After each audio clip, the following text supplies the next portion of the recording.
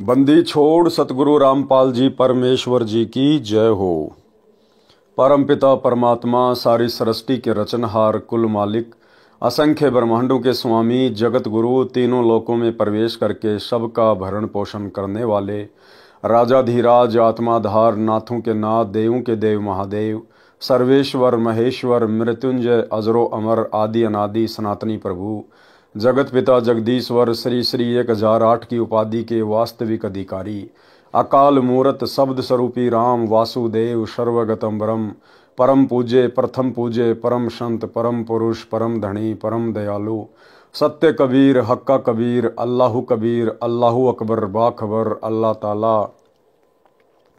जगत के तारणहार जगत के मुक्तिदाता जगत के जगन्नाथ हारे के सहारे हिंदुओं के राम मुसलमानों के अल्लाह सिखों के वाहिगुरु ईसाइयों के मसीह दया के सागर दयानिधि करुणा के सागर करुणानिधि स्वयंभू परिभू संकट मोचन कष्ट हरण मंगल करण दुख भंजन अविगत कबीर निर्विकार निर्विषम परमात्मा अलय अलेख सतगुरु आदि अनादि सतगुरु असली मर्यादा पुरुषोत्तम असली राम असली कृष्ण असली घनश्याम असली मुरारी राजाओं के राजा महाराजाओं के महाराजा शहंशाहों के शहंशाह सम्राटों के सम्राट भगवानों के भगवान अल्लाहों के अल्लाह प्रभुओं के प्रभु मसीहाओं के मसीह सच्चे वाहिगुरु बाबाओं के बाबा पीरों के पीर सेठों के सेठ जगत सेठ सावड़सा सेठ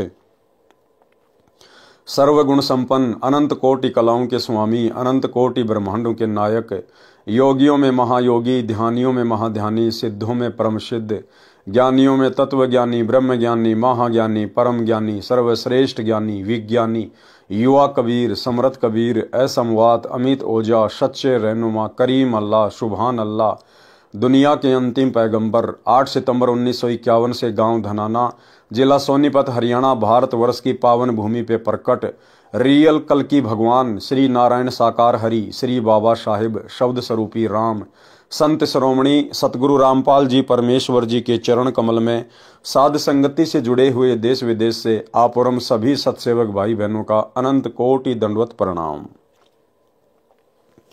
सत्साई भाई और बहनों, दया पूज्य गुरुदेव भगवान की सतगुरु रामपाल जी परमेश्वर जी की जिनके शुभ आशीर्वाद से विशेष आशीर्वाद से आप और हम सभी सत्सेवक भाई बहन साध संगति से जुड़कर पूज्य गुरुदेव भगवान के तत्व ज्ञान को आधार बनाकर अपनी आत्मा के कल्याणार्थ हेतु दृढ़ता के साथ मोक्ष प्राप्ति के लिए भक्ति मार्ग पर निरंतर आगे की ओर बढ़ रहे हैं। भाई और बहनों, इस कलयुग की बिचली पीढ़ी में पूज्य गुरुदेव जी के आशीर्वाद से साध संगतियों के माध्यम से ही भगत आत्माओं में इतनी दृढ़ता और इतना विश्वास अपने गुरुदेव भगवान के प्रति पैदा होता है।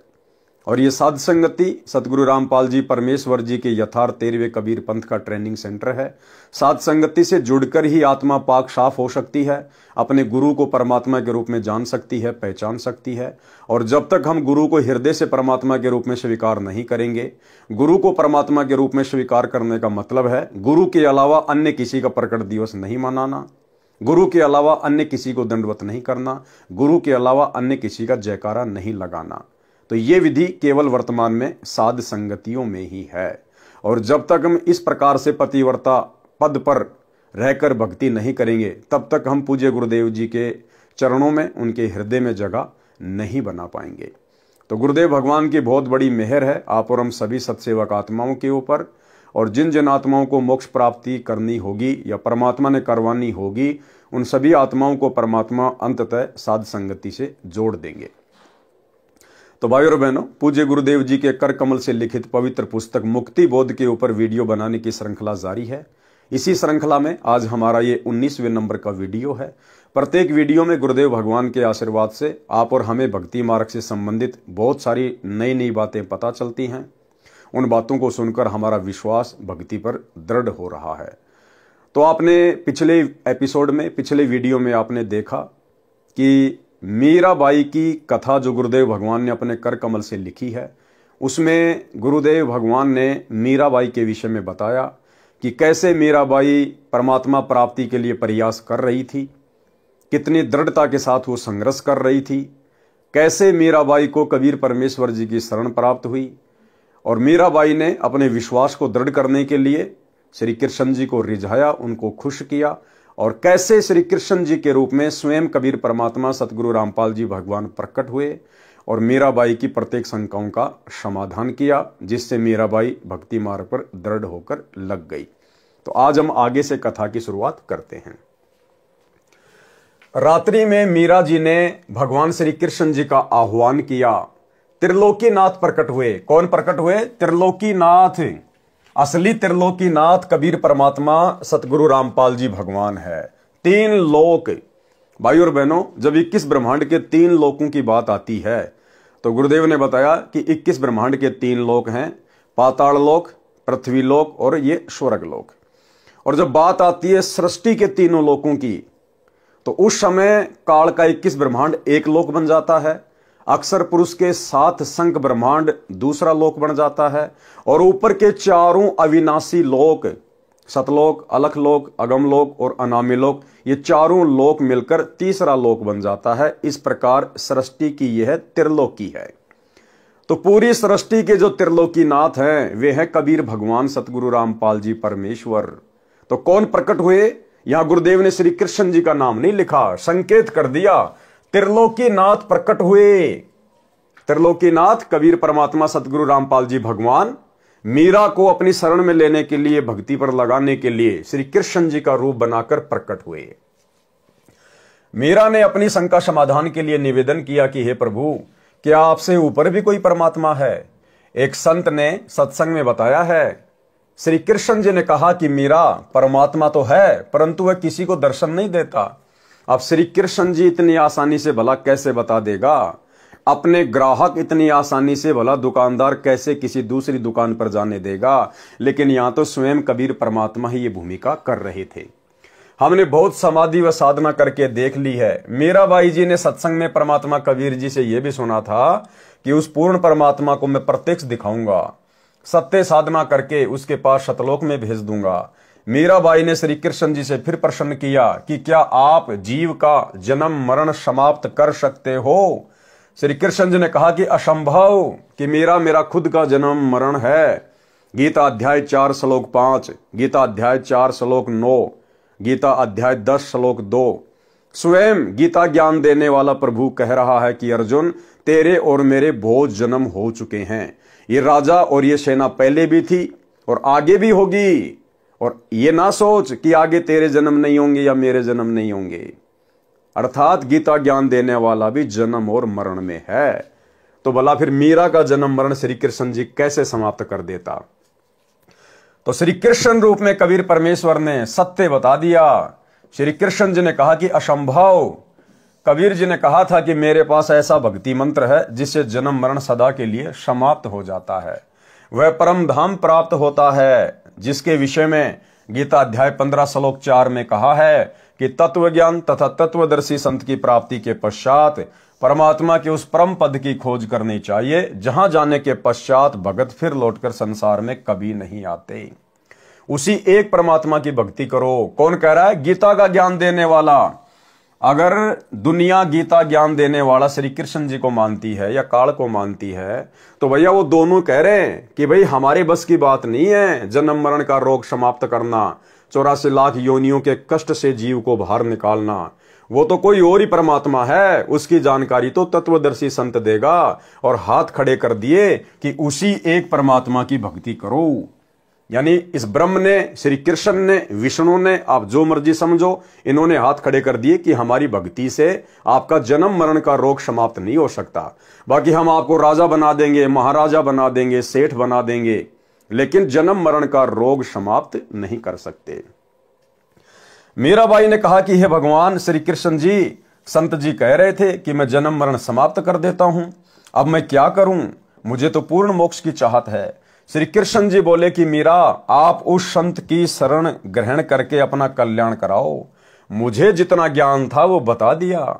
मीरा अगले दिन मंदिर नहीं गई, क्योंकि आस्था हट गई। भाई और बहनों, आंखों के सामने सत्यता आ गई। सीधी संत जी के पास अपनी नौकरानियों के साथ जाकर दीक्षा लेने की इच्छा व्यक्त की तथा श्री कृष्ण जी से हुई वार्ता भी संत कबीर जी से साझा की। उस समय छुआछात चरम पर थी। ध्यान देना भाई और बहनों, उस समय छुआछात चरम पर थी।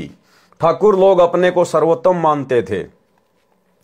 परमात्मा मान बढ़ाई वाले प्राणी को कभी नहीं मिलता, और अगर मिल भी गया उसके संस्कार के कारण तो परमेश्वर उसको हृदय से स्वीकार नहीं करेगा। अर्थात जाति और धर्म का अभिमान करने वाला भगत कभी भी सतगुरु की शरण में आने के बाद सतलोक प्राप्त नहीं कर सकता। ये तो 650 साल पहले की बात है। उस समय कोई तत्व ज्ञान नहीं था, इसलिए लोग अभिमान किया करते थे जाति का। लेकिन आज सतगुरु रामपाल जी परमेश्वर जी की शरण में आने के बाद भी साध संगति के अभाव से ज्यादातर भगत भाई बहनों के अंदर अपने ब्राह्मण होने का, अपने ठाकुर होने का, राजपूत होने का अभिमान कूट कूट के भरा हुआ है। एक आपको नमूना दिखा देता हूं। मध्य प्रदेश का सतलोक आश्रम से जुड़ा हुआ एक सारनामी भगत है, और किस प्रकार एक सतसेवक भाई के साथ में बदतमीजी से बात कर रहा है, अपने ठाकुर होने का अभिमान कर रहा है, गर्व कर रहा है। 3 मिनट की कॉल रिकॉर्डिंग में कोई 10 बार कह दिया कि मैं तो ठाकुर हूं, ठाकुर भगवान ने ठाकुर बनायो ठाकुर, और ठाकुर तो ठाकुर ही रहेगो, तेरे कहने से कोई चमार थोड़ी बन जावेगो, भगवान ने मोको ठाकुर बनायो ठाकुर। अब उस मूर्ख को यह नहीं पता कि किस भगवान ने तेरे को ठाकुर बनाया है। अरे इस काल भगवान ने ठाकुर बनाया है, चमार बनाया है, ब्राह्मण बनाया है, राजपूत बनाया है। इस कबीर परमात्मा ने किसी को ठाकुर नहीं बनाया। इस पूरी सृष्टि का ठाकुर वो खुद है, और उसकी बराबरी कोई नकली ठाकर नहीं कर सकता। तो भाई और बहनों, साध संगति से ना जुड़ने के कारण जीव अपने अहंकार को समाप्त नहीं कर पाता है, अपनी असलियत से वाकिफ नहीं हो पाता है। तो एक छोटा सा सैंपल सतलोक आश्रम मैनेजमेंट हरियाणा से जुड़े हुए सारनामी भगत का। सोचिए, जब सारनामी भगत भाई बहनों का ये हाल है तो बाकी लोगों की हालत क्या होगी, सुनिए। हेलो। हाँ भगत जी, सच है। क्या विचार है भैया प्रेमदास, तेरा विचार क्या है? कुछ भी नहीं है भगत जी, क्या विचार है? ऐसे क्यों कमेंट करके लिख रहा? मैं तो दीवान सिंह ठाकुर हूँ ही, तेरे कहने से ठाकुर थोड़ी कहूंगा मैं। भगवान ने मुझे ठाकुर बनाया तो ठाकुर ही रहूंगा। तो वही तो बात है भगत जी यार। ठाकुर ही हूँ मैं, क्या जमार थोड़ी हूँ। हाँ वही तो है, ठाकुर ही हूँ मैं तो, तेरे कहने से थोड़ी होगा यार। नहीं, तो तेरे कहने से मैं तेरे को ठाकुर बना दूंगा तो तू ठाकुर बन जाएगा क्या? नहीं बनना चाहूंगा। रांड का केवल से पटेल कहेगी तो पटेल, दुनिया पटेल कहेगा तो बाजेगा वो। हाँ, के रांड पटेल तो पटेल थोड़ी कहवाएगा। नहीं वही बात है। हाँ। भगवान ने मुझे ठाकुर के घर में जन्म दिया है। हाँ सही बात। तो ठाकुर ही कहलाऊंगा। शेर का बच्चा शेर ही कहलाएगा, गीदड़ थोड़ी कहलाएगा।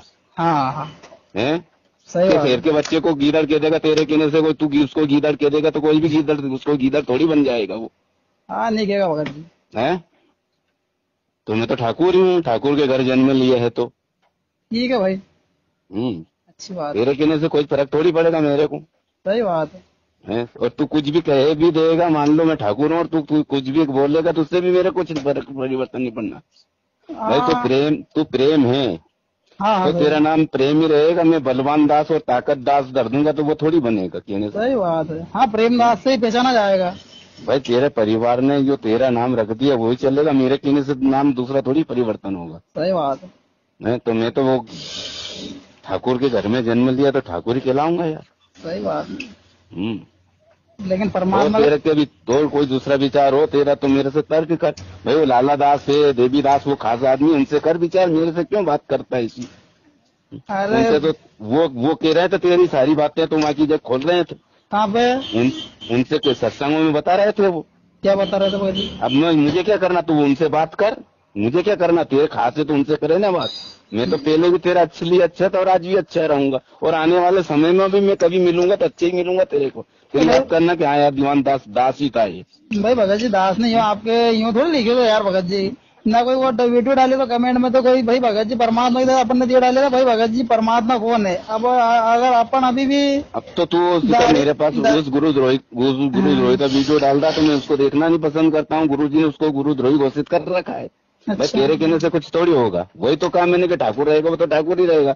जब मेरे परमात्मा ने उसको गुरुद्रोही घोषित कर दिया पवन दास को, तो तू उसको गुरु मानने या कुछ भी मान, मैं तो उसको गुरुद्रोही मानूंगा। मेरे लिए परमात्मा है वो जो कहेंगे उस पे चलूंगा, तेरी बातों पे थोड़ी चलूंगा मैं।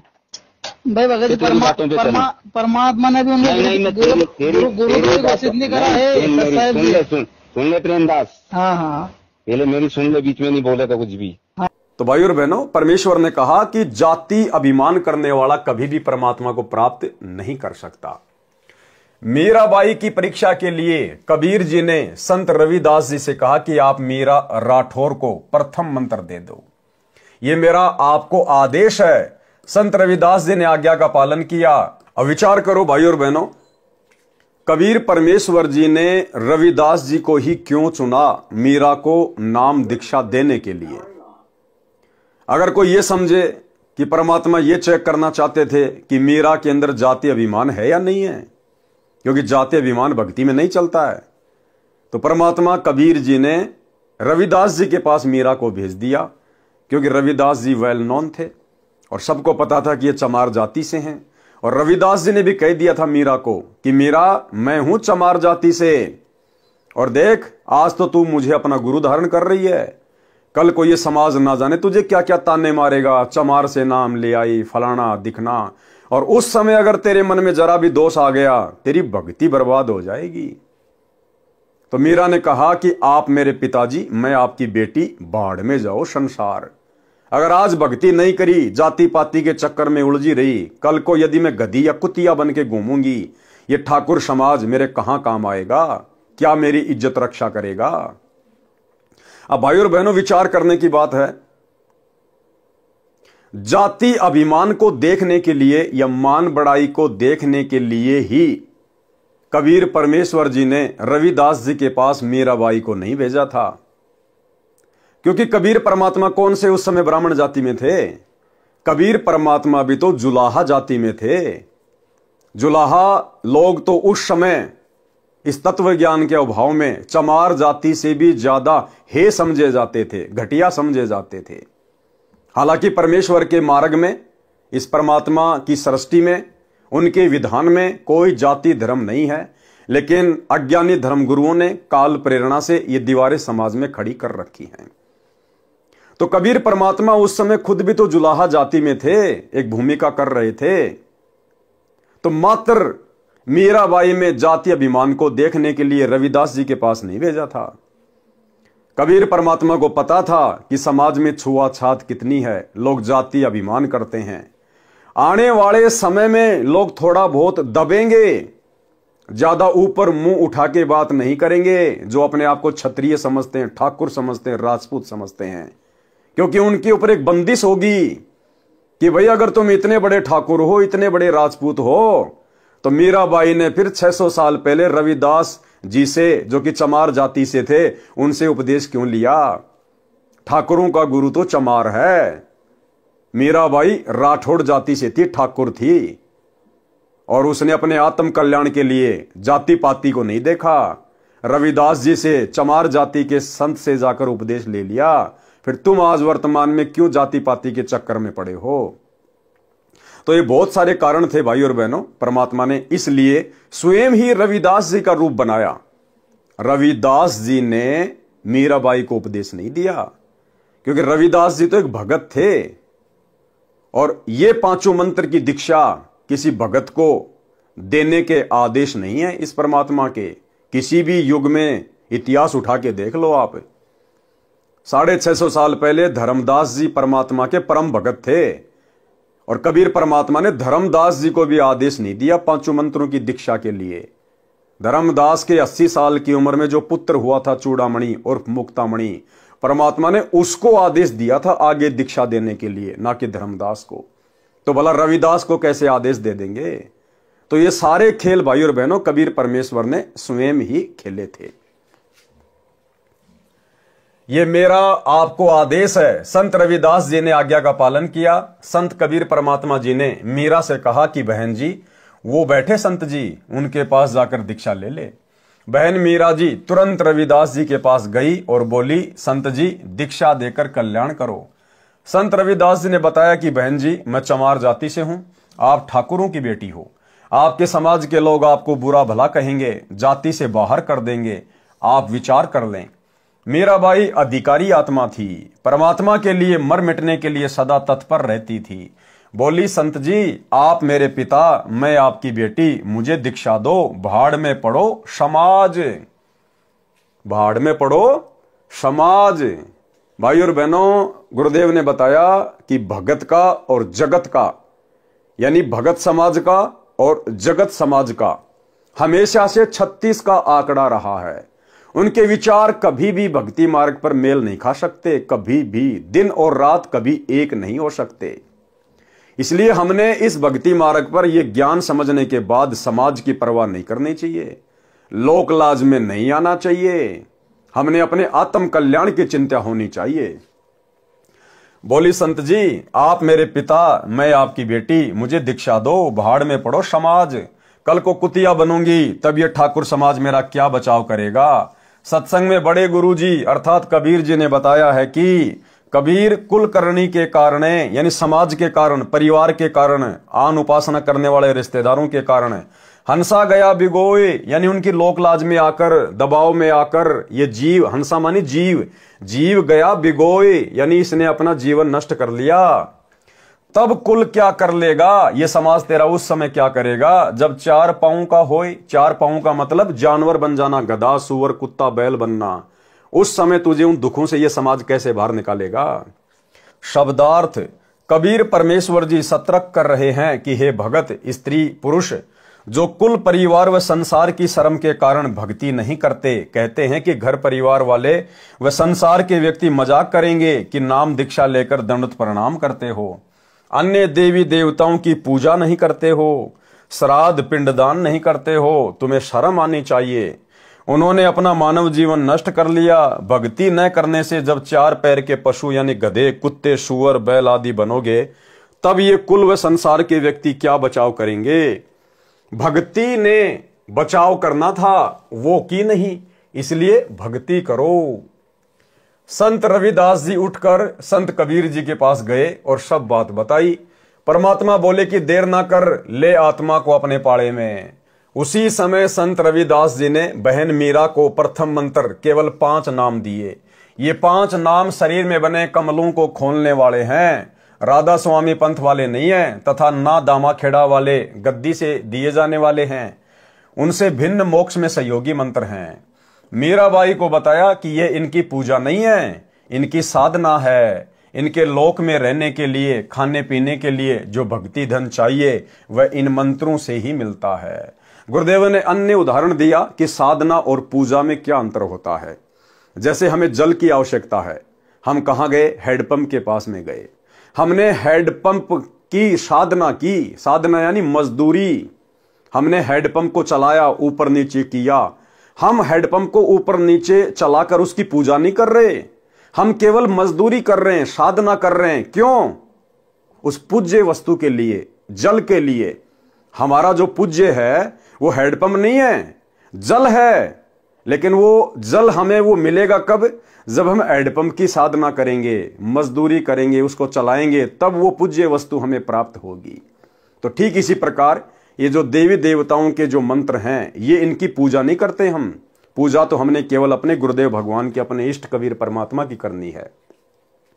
ये 5 मंत्र इन देवी देवताओं की जिनकी हम साधना करते हैं, ये मोक्ष में सहयोगी हैं। मोक्ष तो परमात्मा की भक्ति से, इनके सत मंत्र से होगा, इनके सतनाम से होगा। लेकिन इस भक्ति को सुचारू रूप से करने के लिए हमें यहां जो आवश्यक वस्तुओं की जरूरत है, अन्न धन की जो जरूरत है, वो हमें परमात्मा इन देवी देवताओं के माध्यम से उपलब्ध करवाएंगे। जैसे हम लोग किसी टहनी की पूजा नहीं करते, हम लोग जो है फल प्राप्त करने के लिए हम पेड़ की जड़ में पानी डालते हैं, हम टहनियों में पानी नहीं डालते। लेकिन फल तो टहनियों के लगेंगे, इसलिए हमने जड़ में पानी डालना पड़ेगा। ठीक इसी प्रकार हमने पूजा तो अपने पूज्य गुरुदेव भगवान की करनी पड़ेगी। लेकिन यहां की जो व्यवस्था है वो गुरुदेव ने इन देवी देवताओं के हाथों में संभाला रखी है। तो हमें यहां की जो सुविधाएं, जो लाभ प्राप्त होंगे, वो इन देवी देवताओं की साधना करने से ही होंगे। जब हमें लाभ प्राप्त होंगे तो भक्ति मार्ग में कोई दिक्कत नहीं आएगी, हम निश्चिंत होकर अपनी भक्ति करेंगे। इसलिए इनकी ये साधना हमें दी जाती है। मीराबाई को बताया कि ये इनकी पूजा नहीं है, इनकी साधना है। इनके लोक में रहने के लिए, खाने पीने के लिए जो भक्ति धन चाहिए वह इन मंत्रों से ही मिलता है। यहां का ऋण उतर जाता है, फिर मोक्ष के अधिकारी होते हैं। परमात्मा कबीर जी तथा संत रविदास जी वहां 1 महीना रुके। मीराबाई पहले तो दिन में घर से बाहर जाती थी, फिर रात्रि में सत्संग में जाने लगी, क्योंकि सत्संग दिन में कम तथा रात्रि में अधिक होता था। क्योंकि दिन में समय निकाल लेता, कोई रात्रि में। मीरा के देवर राणा जी मीरा को रात्रि में घर से बाहर जाता देखकर जल भुन गए, परंतु मीरा को रोकना तूफान को रोकने का समान था। क्या कह रहे हैं गुरुदेव? मीराबाई को रोकना तूफान को रोकने के समान था। यानी आज की माता बहनों को भी भक्ति मार्ग पर इतनी दृढ़ता अपने अंदर पैदा करनी पड़ेगी अपने आत्म कल्याण के लिए। जो भक्ति करते करते भी अपने सास ससुर को, अपने पति का भय मानती हैं, उन माता बहनों को अपने गुरुदेव भगवान के ऊपर विश्वास करके इतनी दृढ़ता लानी पड़ेगी। परमात्मा ने बताया इस भक्ति के लिए तो ध्रुव पिटा, प्रहलाद पिटा, मीराबाई ने मार खाई, और 650 साल पहले हमारे गुरुदेव कबीर भगवान ने तरह तरह की यातनाएं सही, दुनिया की गालियां खाई, मार पिटाई खाई। फिर भला हमें अपने आत्म कल्याण के लिए 2-4 गालियां, 2-4 थप्पड़ मुक्के खाने में किस बात की परहेज? एक छोटा सा सत्संग गुरुदेव भगवान का, यह सत्संग हमें यही शिक्षा देगा। यदि हम दृढ़ता के साथ गुरुदेव भगवान के चरणों को पकड़ के बैठे रहे, यदि हम भक्ति को त्यागने का मन में विचार भी नहीं करेंगे, तो ये परमात्मा हमारी रक्षा करेगा, परमात्मा हमें संघर्ष में सफलता दिलवाएगा। तो एक छोटा सा सत्संग जो आप और हमें प्रेरणा देगा कि किस प्रकार से हमने भक्ति मार्ग पर सफलता के लिए दृढ़ता के साथ में संघर्ष करना चाहिए। सुनिए। ऐसे और भी बहुत से भक्त बताते हैं, ऐसे ऐसे व्याधि चलन लग गया तो 100 का नोट पाया। एक माई कह रही थी जी मैं पति तो नाम नहीं ले रहा, बाधा भी करता था। समागम आ गया, करौथे आश्रम में जब हम सत्संग करते थे तो मैंने अपने पति से कहा कि मैं सत्संग में जाऊंगी, मैंने 100 रुपये दे दे। ये 10 वर्ष पहले, 8-9 वर्ष पहले की बात है। वो कहने लगा मैं तेरे को चवन्नी नहीं दूं, और तू तीसरे दिन झोला उठावे और वहां चली जाती है। वो कहने लगी मैं कोई गलत जगह जाती हूँ, 60-65 साल की उम्र की बुढ़िया थी, और तेरे बेटे जान लग रहे वहां पर। बेटे तो अपनी कमाई करे, वो ले जाते हैं किराया। मैं किराया मान ले उनसे मांग भी लूं तो नखरे करता है, क्योंकि बेटे अलग हो रहे हैं, उनसे थोड़ा द्वेष रखता है, उनसे कैसे ले लेगी, वहां जाओ भी नहीं। तो उसने कहा कि मुझे 100 रुपये दे दे। मैं बोला कति नहीं जान दूं, और जाके दिखाइए आज तू। तो नहीं, मैं पैसा किराया दूं नहीं, तू जाएगी कैसे? तो वो कहने लगा मेरे द्वारा पैसा को ना। फिर आखिर में ये बहाना मिला उसने कि मेरे द्वारा 100 रुपये को नहीं। वो क्या कहती है उसकी पत्नी कि मैं तो बैठकर रोने लगी, जहां पूजा स्थल है रोने लगी है भगवान, देख कौन बनी। हम एक दूसरे के ऐसे बांध रखे हैं कि हम इनसे अब अपने भगवान के दरबार में भी नहीं जा सकते। आखिर में कहने की मैंने ये सोच लिया कि मैं अभी चाहती हूं कि पड़ोसन पर मांग मूंग कर मैं जाऊंगी। इतना दृढ़ निश्चय मैंने कर ही लिया था, लड़ाई होगी बोलेगी, मार पीट लेगा और 2 मुक्के खा लेगी भगवान के नाम पे। ध्रुव पिटा, प्रहलाद पिटे, मीराबाई पिटी। ऐसे ही निर्णय होता है, ऐसे ही परमात्मा निकटाता है। इतने में बूढ़ा साइकिल लेकर जा था, गांव से निकला, सड़क थी अच्छी, तो दिल्ली के, ये पंजाब खोड़ की बात है, और वहां वो गया होगा सड़क के ऊपर आधा किलोमीटर, एक 100 का नोट ऐसे हवा में उड़ा, अगले साइकिल के अगले पहियों की ताड़ियां में आके चिपक गया, और उसने रोका तुरंत साइकिल। 100 का नोट ताजा, उसकी तो घीघी बंदगी, घबरा गया, उल्टा आया, आकर नो बोला ले भगवान, तेरे भगवान ने भेज दिया, तेरा 100 का नोट ले जा तू। और उसका जो है ना पसीने आ रहे, उसके बाद उसने मुझे मना नहीं किया। तो यहां परमात्मा कहते हैं पति भरता पग जमी पर जो जो धर है पाव, समर्थ झाड़ू देत है ना काटा लग जावे। पति भरता भूखी रहे यानी पति भर्ता को, यानी सच्ची उस अनन्य मन से पूजा कर रही भक्त आत्मा को कोई अभाव होता है, किसी चीज की आवश्यकता होती है और वो वास्तव में उसकी आवश्यकता है, तो कहते हैं पतिव्रता भूखी रहे वहां समर्थ घर सोच, ऐसे पति की स्त्री के, ऐसे पति की स्त्री के काल कर्म हो मोक्ष मोच।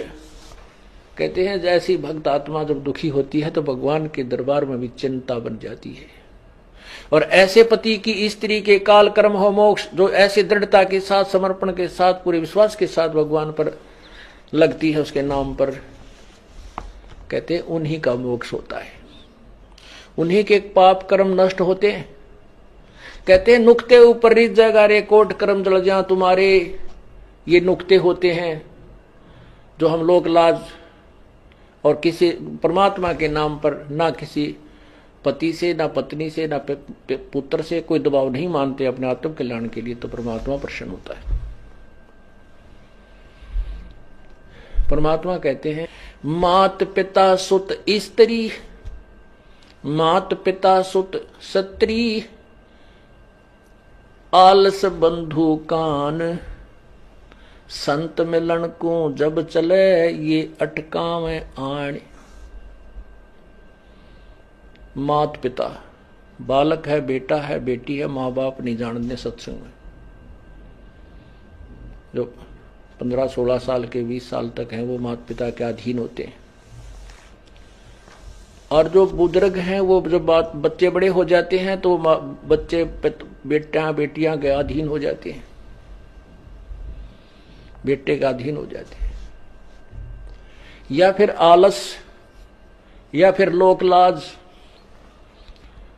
जैसे आप यहाँ सत्संग में आते हैं, कोई ना कोई जरूर टकरा देगा, कहाँ चले, बेरा है सत्संग में जान दोगे, थारा तो पाँव लिख रहा है, तीसरे दिन वहां बैठे रहते हो, तो इस तरह के श्लोक सुना देते हो, और आप जो ज्ञान में कमजोर है इन बातों से दबाव मानने लग जाता है, और फिर वो आना भी कम कर देता है, उसको ज्ञान नहीं है। इसके लिए परमात्मा कहते हैं कि मात पिता सुत स्त्री और आलस बंधु कांड, बंधु कांड माने लोक लाज, अपने मित्रों के वो कहे हुए व्यंग्यात्मक बातों से झिझक जाना। कहते हैं सतगुरु मिलन को जब चला ये अटकावे आण, ये आके आंट लावेंगे, किधर बेटा क्या माँ बाप या स्त्री ऐसी निकम्मी हो जाएगा दी बेबे, बस जी का झाड़ बन जाती इस भगत के, या फिर लोक लाज, या खुद आलस कर जा, फिर देखोगे, फिर अगले बार देखेंगे, सर्दी ज्यादा है, गर्मी घनी है। इनका अटकाया ना अटके जो सतगुरु दर्श को जाए, कहे कबीर सो संत है भाई आवागमन निसावे। कहते नुक्ते ऊपर रीत जगह, ऐसे हम थोड़ी बहुत भगवान के लिए पापीटिया करेंगे, संघर्ष करेंगे तो हमारे निकटाएगा, और केवल बात बनाते हैं परमात्मा या कोई भी क्रिया पूरी नहीं हो सकती। जैसे अब यहाँ कौन आएंगे, वो आएंगे जो पूर्ण रूप से परिचित हो चुके हैं इस ज्ञान से। परंतु मीरा को रोकना तूफान को रोकने के समान था, इसलिए राणा जी ने अपनी मौसी जी यानी मीरा की माता जी को बुलाया और मीरा को समझाने के लिए कहा कि इसने हमारी इज्जत का नाश कर दिया। बेटी माता की बात मान लेती है। मीरा की माता ने मीरा को समझाया, मीरा ने उसका तुरंत उत्तर दिया। शब्द सत्संग में जाना मीरा छोड़ दे, सत्संग में जाना मीरा छोड़ दे। हाय मारी लोग करें तकरार, सत्संग में जाना मीरा छोड़ दे। अब मीरा की माता जी को राणा ने बुला लिया कि हो सकता भाई माँ की बात बेटी मान जाए। तो मीरा की माँ ने मीरा को क्या समझाया, सत्संग में जाना मीरा छोड़ दे, सत्संग में जाना मीरा छोड़ दे। हाय मारी लोग करे तकरार, सत्संग में जाना मीरा छोड़ दे। मीरा की मां ने कहा कि लोग तरह तरह की बातें कर रहे हैं, तेरी लड़की रात को जाती है, पता नहीं कहां जाती है, कैसे कैसे लोगों के बीच में ठाकुरों की लड़की होके बैठती है, समाज की नाक कटवा दी है। यानी मीरा को सत्संग में जाने से रोकने के लिए काल प्रेरणा से उसकी मां ने बहुत तरह से समझाया। लेकिन भाई मीरा को तो परमात्मा चाहिए था, और जिन आत्माओं को सतगुरु चाहिए, जिनको अपना आत्म कल्याण करवाना होता है, गुरुदेव कहते हैं फिर वो समाज की चाल में नहीं फंसती, वो फिर किसी की नहीं सुनती। तो मीरा ने फिर क्या कहा, सत्संग में जाना मेरा ना छूटेरी, सत्संग में जाना मेरा ना छूटेरी। हाय चाहे जड़े के मरो सन सारे, सत्संग में जाना मेरा ना छूटेरी। हाय चाहे जड़े के मरो सन सारे, सत्संग में जाना मेरा ना छूटेरी। फिर मीरा की मां ने किस प्रकार से मीरा को डराना चाहा, थारे सत्संग के राह में ये, थारे सत्संग के राह में ये।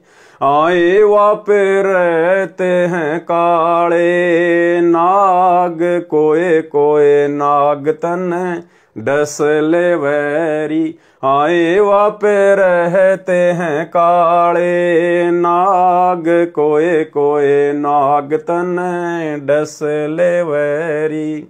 अब मीरा की मां ने डराया कि ये डर जाएगी और सत्संग में जाना छोड़ देगी रात को, कि दूध जब सत्संग में जाती है ना तो रास्ते में बड़े बड़े जहरीले काले काले नाग सर्प रहते हैं, और कोई कोई सर्प तेरे को डस लेगा, मर जाएगी, पानी भी नहीं मांगेगी।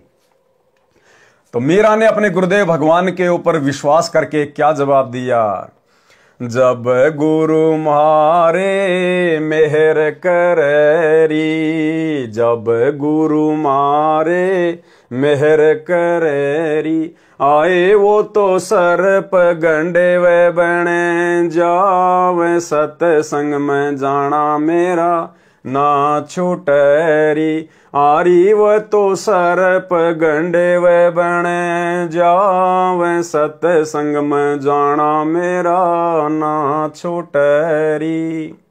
कि माता जी, यदि मेरे गुरुजी मेरे ऊपर प्रसन्न हैं, यदि मेरे गुरुजी मेरी मर्यादाओं से, मेरी भक्ति से, मेरे संघर्ष से अगर प्रसन्न हैं, तो मेरे गुरुजी के प्रताप से, उनके आशीर्वाद से वो जहरीले से जहरीला कोबरा सांप भी गंडेवा बन जाएगा, केचुआ।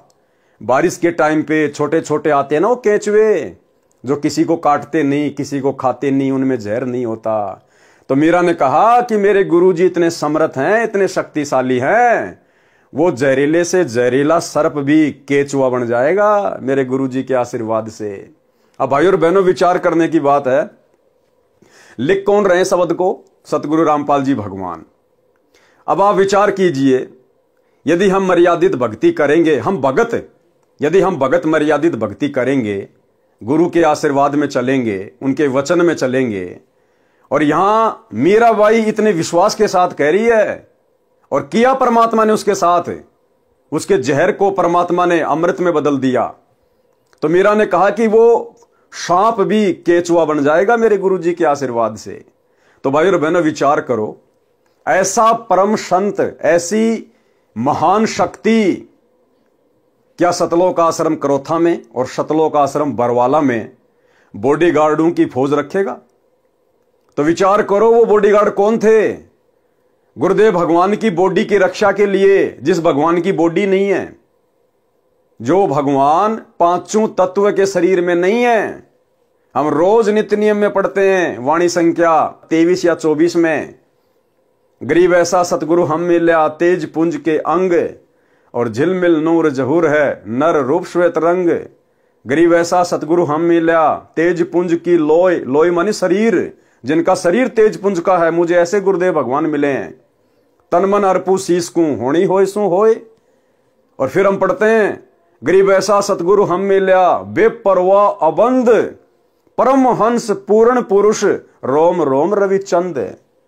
तो ऐसा सतगुरुदेव भगवान जिनका नूरी शरीर है, 5 तत्व का शरीर नहीं, हार्ड मांस की जिनकी बॉडी नहीं, जो शब्द स्वरूपी है, क्या ये परमात्मा अपनी बॉडी की सुरक्षा के लिए बॉडीगार्ड रखेगा? और वो भी 10-10, 15-15 बड़ी बड़ी बंदूकें, स्टेन गन, एक बार में 12-12 गोलियां निकाले। तो गुरु को मानुष मानने के कारण, अपने जैसा हार्डमास का पुतला मानने के कारण, और जो लोग गुरु जी के साथ में रहा करते थे, जिनको हम परम भगत मानते हैं, बहुत बड़े बड़े सेवादार मानते हैं, उन लोगों ने गुरु को अपने जैसा हार्डमास का पुतला मानने के कारण उन लोगों ने गुरु जी की सुरक्षा के लिए कि कहीं गुरु जी को कोई टपका ना दे, कहीं गुरु जी को कोई मार ना दे, उन लोगों ने अपनी छोटी और घटिया सोच आधार से गुरु को मानुष मानकर उन बंदूकों का इंतजाम किया था। बॉडीगार्ड बने फिर रहे थे। और बॉडीगार्ड बनने के बाद भाइयों और बहनों फिर मान बढ़ाई और अहंकार तो प्रथम है। दास देखा करता था सतलोक आश्रम बरवाड़ा में, बंदूक यहां लगा के पिस्तौल और नीचे का मुंह दिखा के चला करते थे कि भक्तों को दिखे कि मैं गुरुजी का बॉडीगार्ड हूं। ये मान बढ़ाई पैदा करती हैं ये चीजें। इस परमेश्वर को आवश्यकता नहीं है। अरे जो तीनों लोकों में प्रवेश करके सबकी सुरक्षा करता है, सबका धारण पोषण करता है, उसको सुरक्षा की आवश्यकता है क्या? इसको सिक्योरिटी की आवश्यकता है क्या? तो ये तो गुरु को मानुष मानने के कारण उन बड़े बड़े परम भक्तों ने अपनी छोटी सोच आधार से ये क्रियाक्रम सेट कर रखा था। अब आने वाले समय में जब इस परमेश्वर की समर्थता, इसकी महत्वता, इस परमेश्वर की शक्ति जब पूरे संसार में होगी, पूरे ब्रह्मांड में होगी, वो तो ऑलरेडी पहले से है ही, उसी की शक्ति से सब कुछ चल रहा है। लेकिन आप और हमारी बुद्धि विकसित नहीं है, इसलिए हम नहीं समझ पा रहे। जब आप और हमारी बुद्धि विकसित होगी, हम इस परमेश्वर को पहचानेंगे परमात्मा के रूप में, तो इनका कोई बॉडीगार्ड नहीं होगा, इनका कोई सिक्योरिटी गार्ड नहीं होगा। हां, व्यवस्था बनाए रखने के लिए जरूर जो है भाई बहन सेवादार के रूप में रहेंगे, लेकिन वो लंबी लंबी बंदूकें लेके नहीं, क्योंकि पता चल जाएगा ये तो शब्द स्वरूपी राम है। 1 सेकंड में शरीर को नष्ट कर ले, 1 सेकंड में ये अपने शरीर को धारण कर ले। इसको मारने में कौन समर्थ है? तो परमेश्वर की समर्थता का जब ज्ञान हो जाएगा तो फिर जीव अपनी सोच आधार से ऐसी हरकत नहीं करेगा। तो मीरा बाई ने कहा कि माताजी मुझे क्या डरा रही हो? मेरे परमात्मा, मेरे सतगुरु के रहते सहते मुझे सांप लड़ जाए, और लड़ भी जाएगा तो मेरा कुछ बिगाड़ नहीं पाएगा। परमात्मा उसके जहर को पानी बना देगा, मेरे को शीतलता ही देगा। फिर उसकी मां ने और तरीका अपनाया। थारे सत्संग के राह में ये, थारे सत्संग के राह में हाय वापे रहते हैं बबरी शेर, कोए कोए शेर तन खा ले वैरी। आए वापे रहते हैं बबरी शेर, कोए कोए शेर तन खा ले वैरी। बोले बेटी, बड़े बड़े बबरी शेर भी रहते हैं वहां रास्ते में, और तेरे को तो एक ही बटके में खा जाएंगे वो बबरी शेर। मीराबाई को डराने का प्रयास कर रही उसकी मां। मीराबाई ने क्या कहा? जब गुरु मारे मेरे करेरी, जब गुरु मारे मेहर करेरी। कौन से गुरु? ये कबीर भगवान सतगुरु रामपाल जी। जब गुरु मारे मेहर करेरी, जब गुरु मारे मेहर करेरी। आए वो तो शेरा के गिद्दड़ बने जावे, सत्संग में जाना मेरा ना छूटेरी। आए वो तो शेरा के गिद्दड़ बने जावे, सत्संग में जाना मेरा ना छूटेरी। माँ, वो तेरे जो बबरी शेर है ना, वो गिद्दड़ बन जाएंगे, गिद्दड़। पूंछ को दबा के दौड़ जाएंगे मेरे को देखते ही, मेरे सतगुरु के प्रताप से, मेरे सतगुरु के आशीर्वाद से। तो किसको डरा रही है मां? मीरा सत्संग में जाना नहीं छोड़ेगी, अर्थात भक्ति करना नहीं छोड़ेगी। अब जैसे आज सत्संग घर घर में हो गए, उस समय तो कोई मोबाइल नहीं था, कोई ऐसा वैज्ञानिक जो है उपकरण नहीं था, इसलिए मीरा की मजबूरी थी सत्संग में जाना। आज वर्तमान में जैसे हमारे गुरुदेव भगवान हिसार जेल में बैठे हैं, तो हमने किसी आश्रम में धक्के खाने की जरूरत नहीं है। हमारे घर में सत्संग है, हमारे गुरुदेव के द्वारा किए गए सत्संग हमारे पास में उपलब्ध हैं, मोबाइल में, मेमोरी कार्ड में। हम अपने घर पर बैठकर शांति से सत्संग सुने। आज गुरुदेव की गैर हाजिरी में जितना समय हम आश्रमों में आने जाने में बर्बाद करेंगे, जितना समय हम बसों में आने जाने में बर्बाद करेंगे, जितना पैसा हम बर्बाद करेंगे, अरे उतने समय में तो 10 बार सत्संग सुन लेंगे घर पर बैठकर शांति से। हाँ, अगर गुरुदेव आश्रम में है चाहे लाख बार जाओ, लेकिन उनकी गैर हाजिरी में हमें कहीं भी धक्के खाने की जरूरत नहीं है सत्संग के लिए। परमात्मा ने घर घर में सत्संग दे दिए। तो मीरा बाई ने कहा कि मां, वो बबरी शेर भी गिद्दड़ बन जाएंगे मेरे गुरुदेव के आशीर्वाद से। मीरा का सत्संग में जाना बंद नहीं होगा। फिर और क्या बताया उसकी मां ने? थारे सत्संग के बीच में है, थारे सत्संग के बीच में आए वापे रहते हैं साधु संत, कोई कोई संत तन ले रमय। हाय वापे रहते हैं साधु संत, कोई कोई संत तन ले रमय। अब मीरा की मां ने कहा कि मीरा देख, तू ठाकुरों की लड़की है, तू सुंदर है, और तू सत्संग में जाती है और वहां हर प्रकार के आदमी आते हैं, और तुझे कोई बैला फुसला के भगा के ले जाएगा तुझे, तू सत्संग में मत जा। तो मीराबाई ने क्या कहा? तेरे री मन में माता पाप है री, तेरे री मन में माता पाप है री, संत मेरे माँ बाप हैं री, संत मेरे माँ बाप हैं री।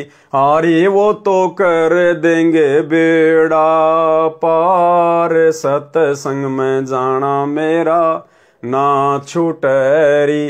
हाय वो तो कर देंगे बेड़ा पार, सत्संग में जाना मेरा ना छूटरी।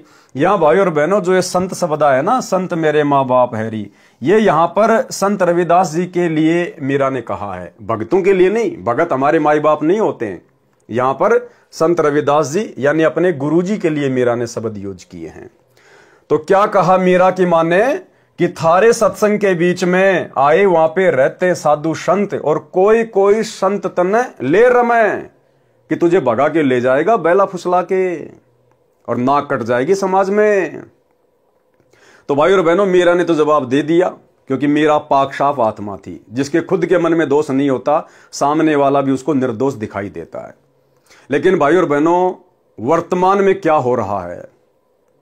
आज बिचली पीढ़ी का समय, पूर्ण परमात्मा स्वयं धरती पे सतगुरु रूप में प्रकट, भक्ति का पूरा कोर्स दे दिया गुरुदेव भगवान ने। और बड़ी विडंबना की बात है, शर्म की बात है, भगत समाज के लिए चुल्लू भर पानी में डूब मरने की बात है। स्वयं सतगुरु रामपाल जी भगवान भक्तों की बदनीयत के विषय में, शतलोक आश्रमों से जुड़े हुए कोऑर्डिनेटरों की घटिया हरकतों के विषय में अपने मुख से सार्वजनिक तौर पर सत्संग में कहने के लिए मजबूर हो रहे हैं। इतने घटिया कर्म इन शतलोक आश्रमों में कोऑर्डिनेटरों के द्वारा, सोचिए आम संगत का क्या हाल होगा। आम संगत को हैंडल करने वाले कोऑर्डिनेटरों का यह हाल है कि माता बहनों के साथ में अश्लील हरकतें करते हैं।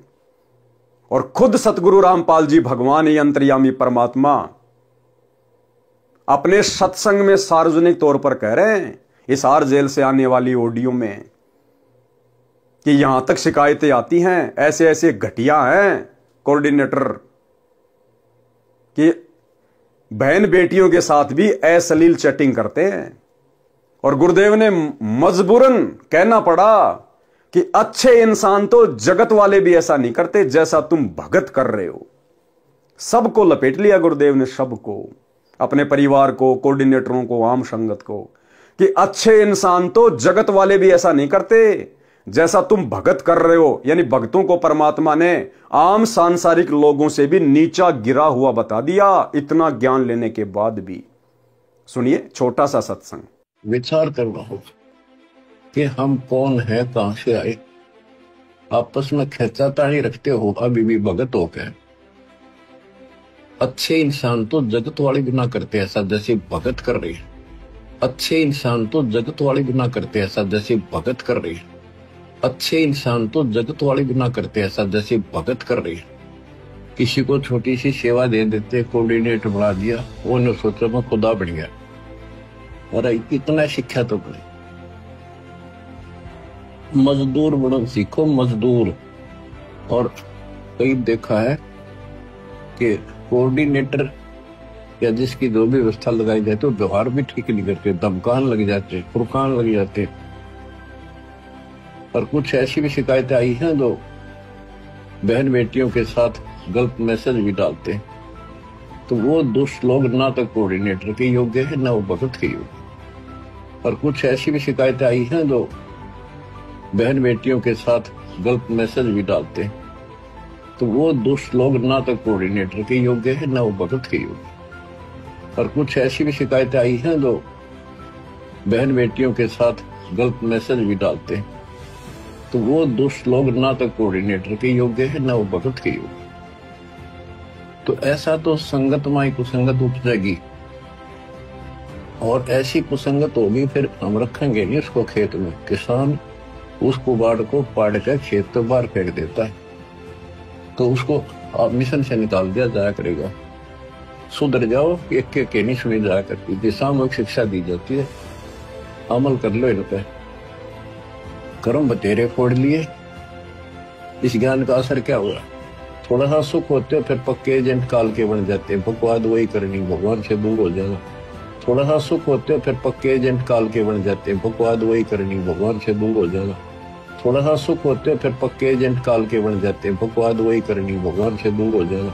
तो भाई और बहनों, कहां तो मीराबाई और कहां वर्तमान के हमारे भगत भाई बहन कैसी कैसी घटिया हरकतों में लिप्त हैं, जो गुरुदेव को अपने मुख कमल से बोलने पर मजबूर होना पड़ रहा है। तो क्या कहा मीराबाई ने? तेरे री मन में माता पाप है री, तेरे री मन में माता पाप है री, संत मेरे माँ बाप हैं री, संत मेरे माँ बाप हैं री, आए वो तो कर देंगे बेड़ा पार, सत्संग में जाना मेरा ना छूटरी, हाय वो तो कर देंगे बेड़ा पार, सत्संग में जाना मेरा ना छूटरी। फिर क्या कहा? अंतिम दाव क्या लगाया मीराबाई की माता जी ने? हाय वो तो जात चमार है, हाय वो तो जाति चमार है, इसमें हमारी हार है, इसमें हमारी हार है। कि मेरा तो ठाकुरों की लड़की और जिसको तूने गुरु बनाया रविदास जी को, वो चमार जाति से है, समाज में थू थू हो रही है। तो मीराबाई ने क्या कहा?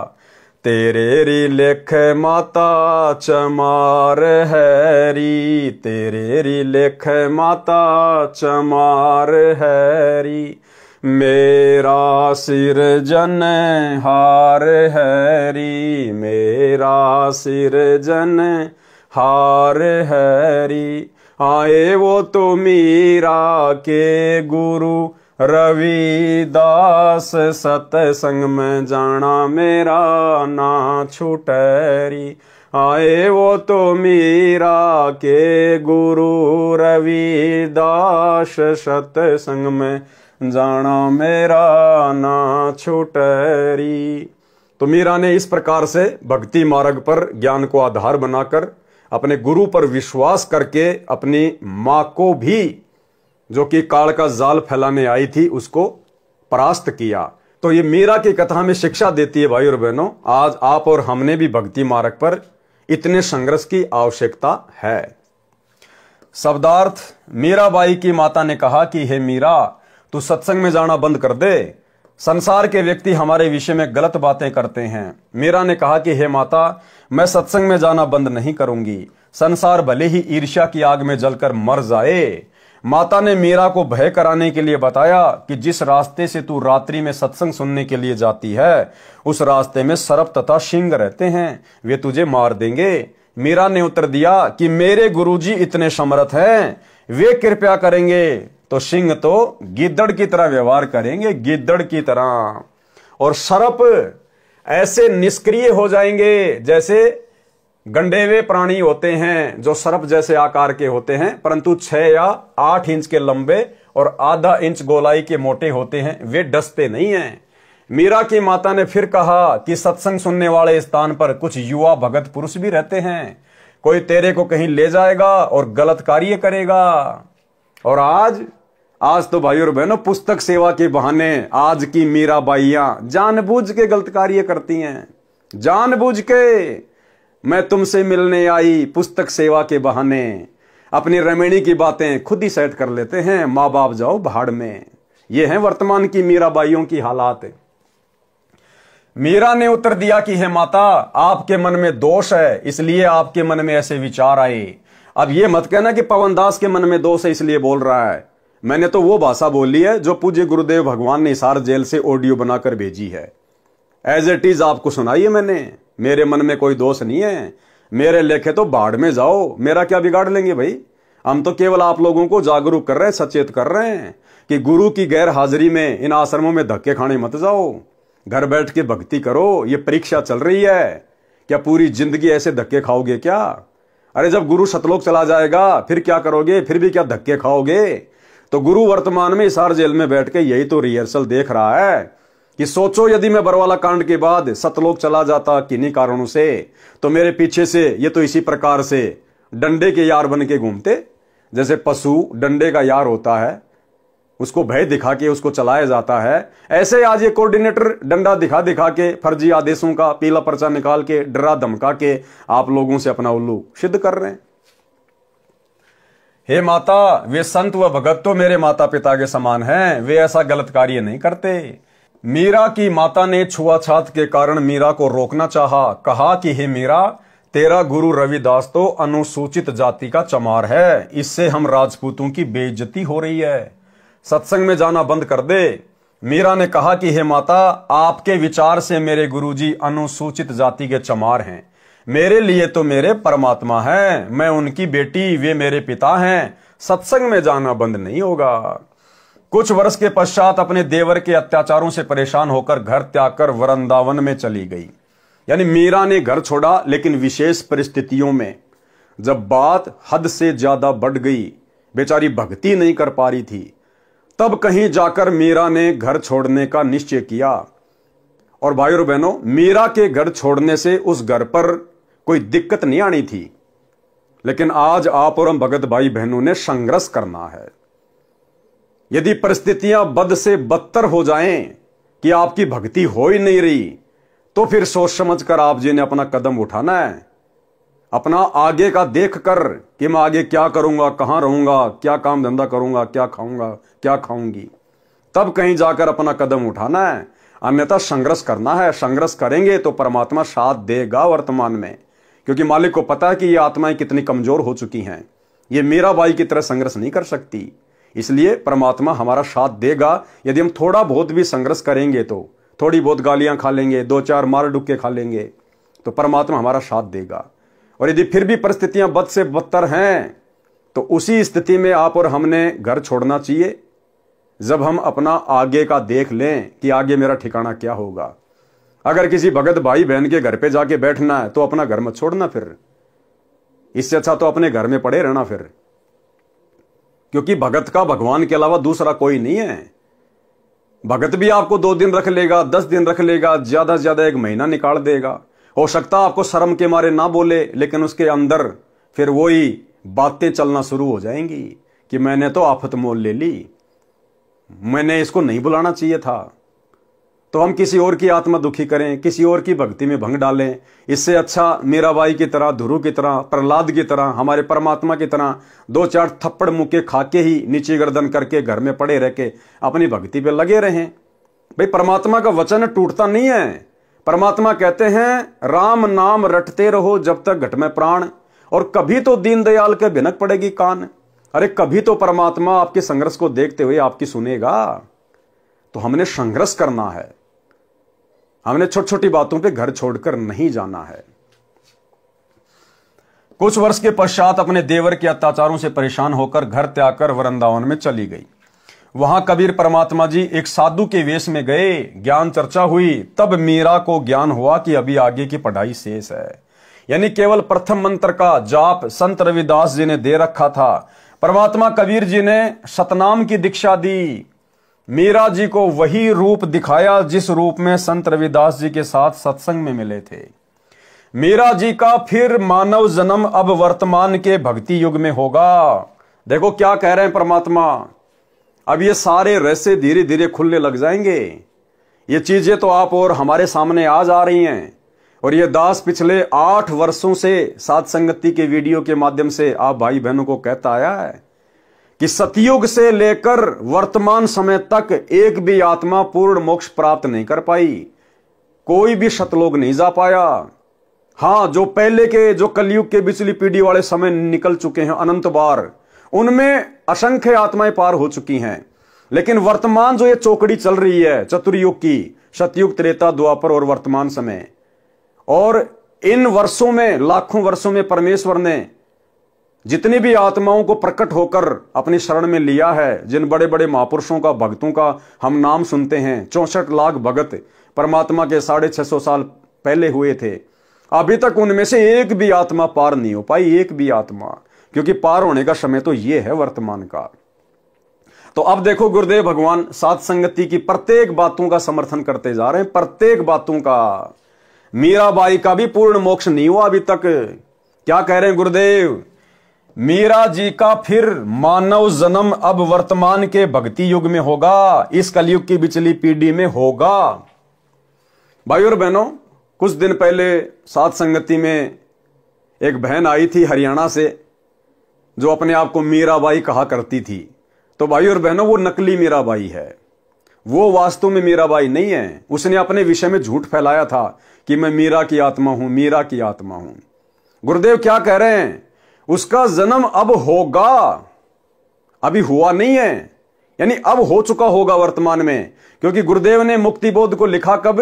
अपने जेल जाने के बाद, यानी 2014 के बाद गुरुदेव ने मुक्ति बोध को लिखा है।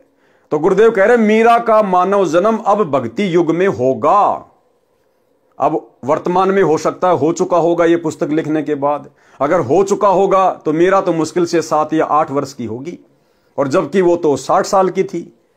और उसके बाद थोड़े समय के लिए वो साथ संगति में आई, अपने आप को मीरा उसने घोषित किया, और कुछ समय बाद साथ संगति से भी भाग गई और पंजाब के अमृतसर में जाकर गुरुद्वारे में बैठ गई। उसने अमृत छक लिया, यानी संत रामपाल जी के चरणामृत से उसका पेटा नहीं भरा, और पंजाब के अमृतसर में जाके गुरुद्वारे में जाकर सरदार नहीं बन गई।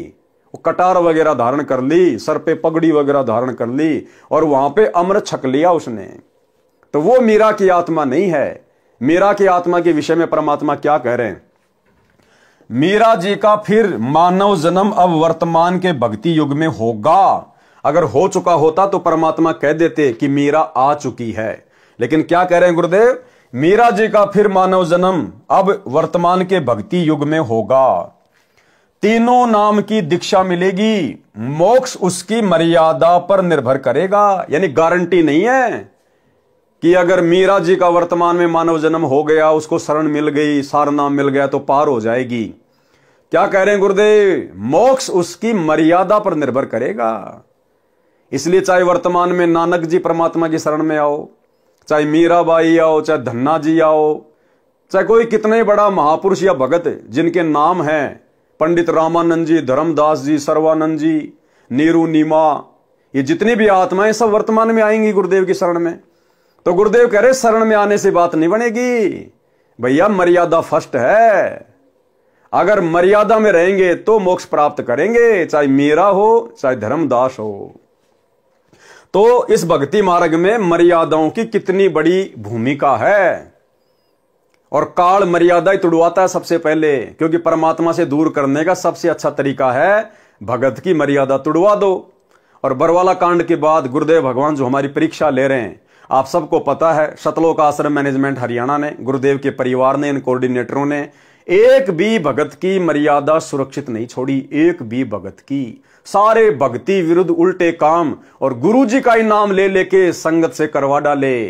काल ने यही तो कहा था, जाओ जोग जीत संसारा, जीव न माने कहा तुम्हारा, तुम्हारा नाम ले वाद बधाऊं और याविद जीवों को भरमाऊं। कि तेरा ही नाम ले लेके कि गुरुजी का आदेश, गुरुजी का आदेश, पीड़ा पर्चा आ गया, गुरुजी का आदेश, और सबकी मर्यादा तोड़वा दूंगा।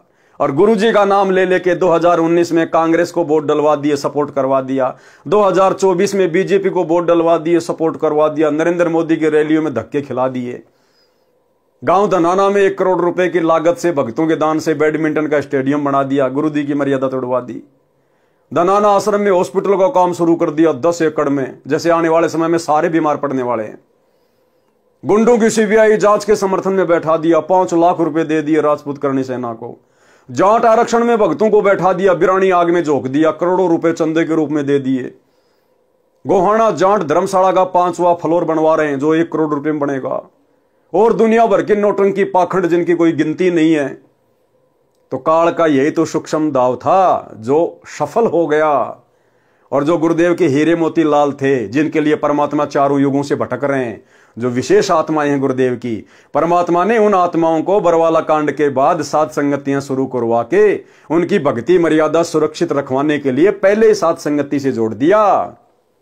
तो साध संगति में जितने भी भगत भाई बहन जुड़े हुए हैं, आज चाहे उनकी आर्थिक स्थिति कैसी भी क्यों ना है, उनका शरीर रूप रंग कैसा भी क्यों ना है, आप और हम परमेश्वर की उन महानतम आत्माओं में से हैं। ये कोई मान बढ़ाई के लिए नहीं कह रहे हम। हमें पता है हकीकत क्या है, सच्चाई क्या है, कैसे परमात्मा ने अपनी आत्माओं को काल के जाल से सुरक्षित रखा साध संगतियां शुरू करवा के। मीरा जी का फिर मानव जन्म अब वर्तमान के भक्ति युग में होगा। तीनों नाम की दीक्षा मिलेगी। मोक्ष उसकी मर्यादा पर निर्भर करेगा। भैया अगर मर्यादा में रहेगी तो मोक्ष होगा, नहीं तो फिर 84 में जाएगी। यदि आजीवन विश्वास के साथ मर्यादा में रहकर तीनों नामों का जाप करती रही तो मोक्ष निश्चित है। वृंदावन में भी मीरा की आस्था श्री कृष्ण में कुछ कुछ थी। क्या कह रहे हैं परमात्मा? जब मीरा घर बार छोड़ के वृंदावन चली गई थी तो मीरा की आस्था उस समय श्री कृष्ण जी में थी, थोड़ी थोड़ी।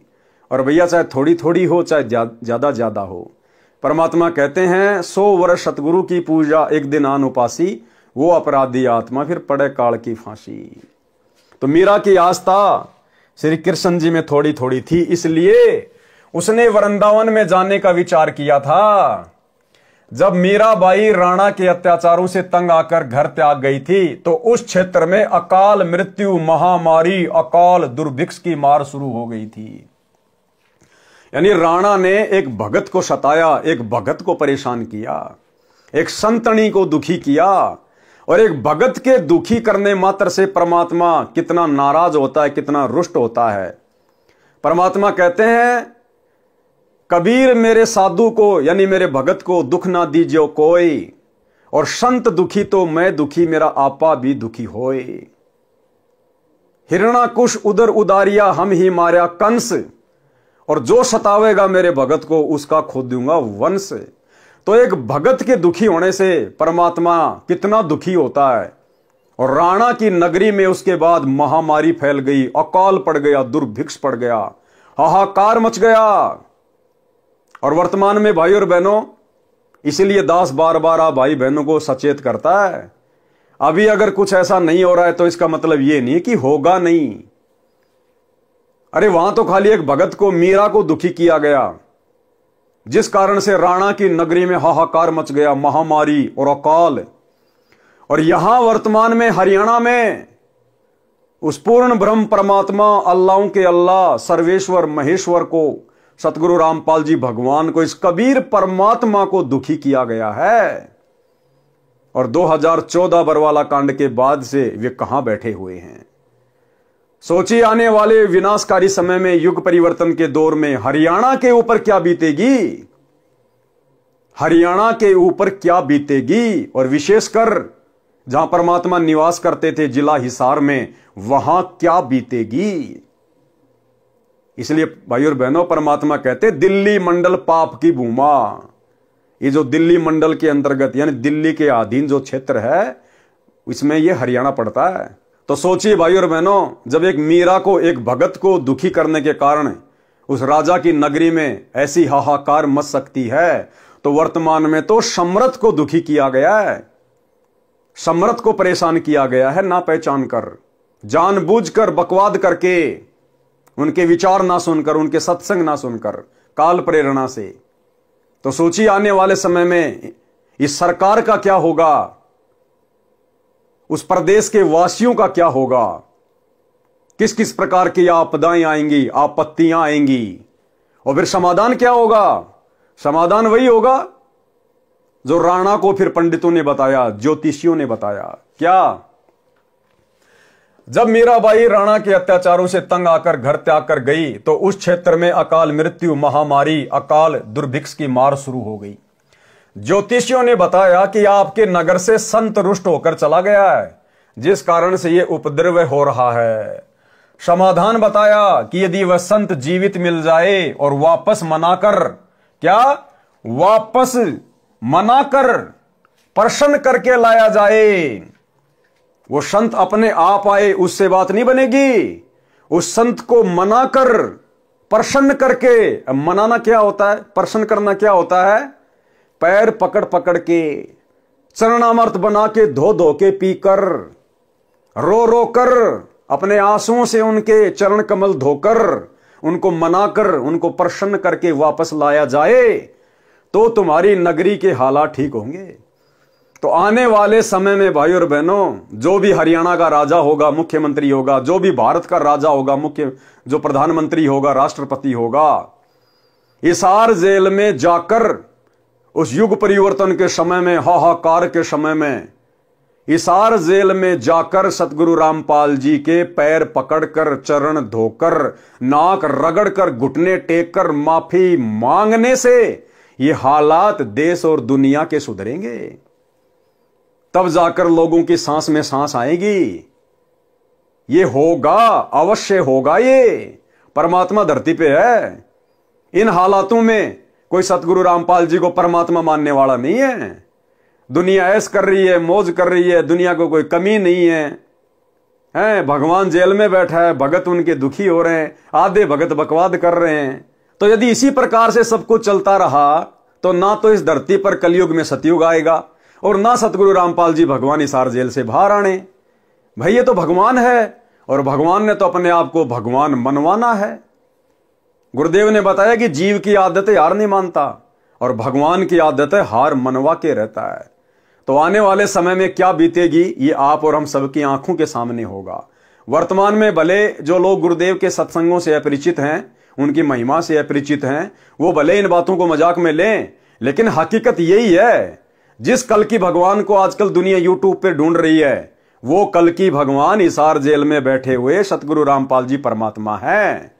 कल्कि के दो मतलब हैं, एक होता है विष्णु का अवतार, वो तो लाखों साल बाद में आएगा, उसका तो वर्तमान में कोई लेन देन ही नहीं है। दूसरा कल्कि होता है कलयुग का भगवान, काल पर विजय प्राप्त करने वाला भगवान कल्कि। तो ये है वो कल्कि भगवान, रियल कल्कि, जो इस कलयुग में सतयुग लाएगा, युग परिवर्तन के दौर में जो देश और दुनिया बचाएगा। ये है वो कल्कि भगवान।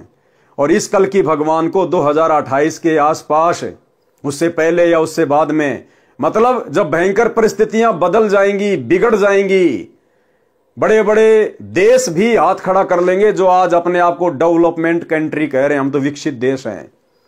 जब उनके भी हाथ खड़े हो जाएंगे, भारत के तो बिसाती क्या फिर। और उस समय फिर पता चलेगा कि इन परिस्थितियों में कौन सहायता कर सकता है, कौन काबू पा सकता है, इस प्रकृति के ऊपर किसका डंडा है, तब पता चलेगा कि हिसार जेल में बैठी हुई परम शक्ति है। तो उस समय इन राजनेताओं को मजबूरन घुटने टेकने पड़ेंगे, वहां मनाना पड़ेगा, प्रसन्न करना पड़ेगा। तो भाई और बहनों, आप और हमें तो दृढ़ विश्वास है, और नहीं है तो हो जाना चाहिए। हमने इस भक्ति मार्ग पर जरा भी गफलत नहीं करनी है। परिस्थितियां चाहे कैसी भी हों, कैसी भी बिगड़े, आप और हमारा तो बाल भी बाका नहीं होगा अगर इसी प्रकार से गुरु मर्यादा में रहकर, अपने गुरु को इष्ट मानकर, घर को आश्रम बनाकर अगर इस भक्ति मार्ग पर लगे रहे तो। बाकी दुनिया का उस समय क्या होगा क्या नहीं होगा वो तो फिर हम अपनी आंखों से ही देखेंगे।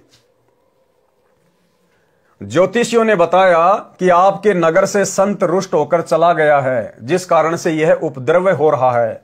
समाधान बताया कि यदि वह संत जीवित मिल जाए और वापस मनाकर प्रसन्न करके लाया जाए तो वह आशीर्वाद देकर सब ठीक कर सकता है। वह आशीर्वाद देकर सब ठीक कर सकता है। और उस समय भी भाई और बहनों, मीरा ने कुछ भी ठीक नहीं करना था। मीरा तो भगत थी, आशीर्वाद देने का तो कोई सवाल ही पैदा नहीं था। उस समय भी परमात्मा ने ही ठीक करना था, इसी कबीर परमेश्वर ने ठीक करना था। अगर मीरा वापस भी आ जाती तो। राणा ने अपने सभापतियों से प्रश्न किया कि ऐसा कौन संत था जो रुष्ट होकर चला गया, क्योंकि मीरा का देवर मीरा को कोई भगत थोड़ी मानता था। तो उसने कहा कि ऐसा कौन संत था जो रुष्ट होकर चला गया।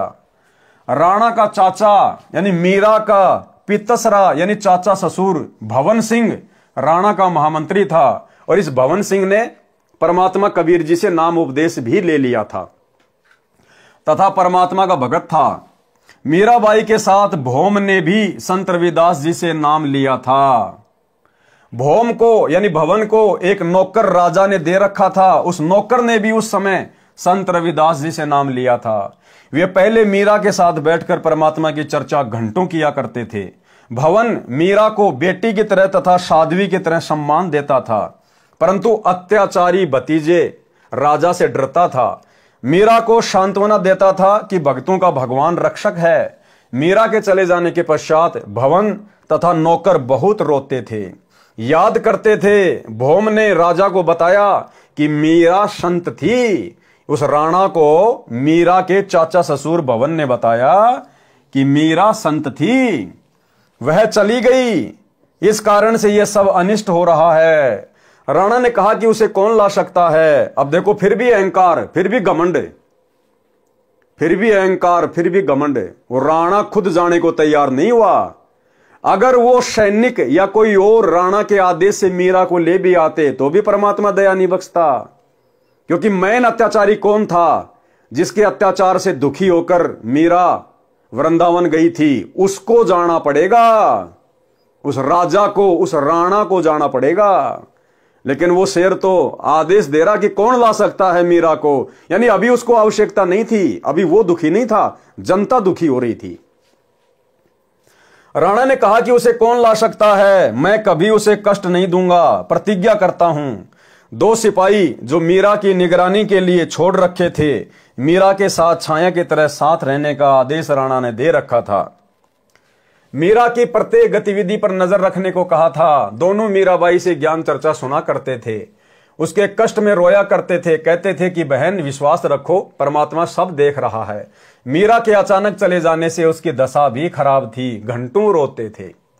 उन दोनों ने खड़ा होकर सभा में कहा कि हम मीरा को लौटा ला सकते हैं यदि जिंदा मिल गई तो। राजा ने कहा कि यदि नहीं आई तो क्या करोगे? वे बोले कि हम भी लौट कर नहीं आएंगे। अब देखो कितना अभिमान था उसके अंदर। कह रहा यदि मीरा नहीं आई तो फिर तुम्हारे साथ में क्या होना चाहिए, यानी फिर तुम्हारे को सजा मिलेगी। अभी भी उसमें अहंकार। तो भाई और बहनों, आज वर्तमान में सतगुरु रामपाल जी भगवान उस युग परिवर्तन के दौर में जनता के हाथ पैर जोड़ने से नहीं आएंगे। जो मुख्य लोग हैं, जो देश की व्यवस्था को संभालते हैं, जो राजा लोग हैं, मंत्री प्रधानमंत्री हैं, वो जब जाएंगे रोएंगे, गिड़गिड़ाएंगे। और ये उस समय गिड़गिड़ाएंगे जब सारी सत्ता, सारी हेकड़ी जब इनके हाथ से निकल जाएगी, जब इन राजनेताओं की खुद की जान के ऊपर बात आएगी ना कि अब तुम्हारे प्राण नहीं बचेंगे, उस समय ये गिड़गिड़ाते हुए जाएंगे हिसार जेल में अपने बाप के चरणों में नाक रगड़ने के लिए, और उस समय फिर परमात्मा विचार करेगा कि क्या करना है और क्या नहीं करना है। उन दोनों ने खड़ा होकर सभा में कहा कि हम मीरा को लौटा ला सकते हैं यदि जिंदा मिल गई तो। राजा ने कहा कि यदि नहीं आई तो क्या करोगे? वे बोले कि हम भी लौटकर नहीं आएंगे। दोनों मीराबाई की खोज में निकले। पता चला कि बहुत सारे संत स्त्री पुरुष वृंदावन में रहते हैं। वहां मीराबाई मिल गई। लौट चलने की प्रार्थना की। बताया कि राजा के राज में उपद्रव हो रहे हैं। ब्राह्मणों ने बताया है कि मीरा वापस आएगी तो सब ठीक होगा।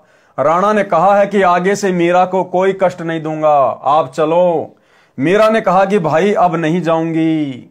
उन्होंने कहा कि यदि आप नहीं चलोगी तो हम प्रतिज्ञा करके आए हैं कि यदि मीरा जीवित मिल गई तो हमारी बात को मान लेगी।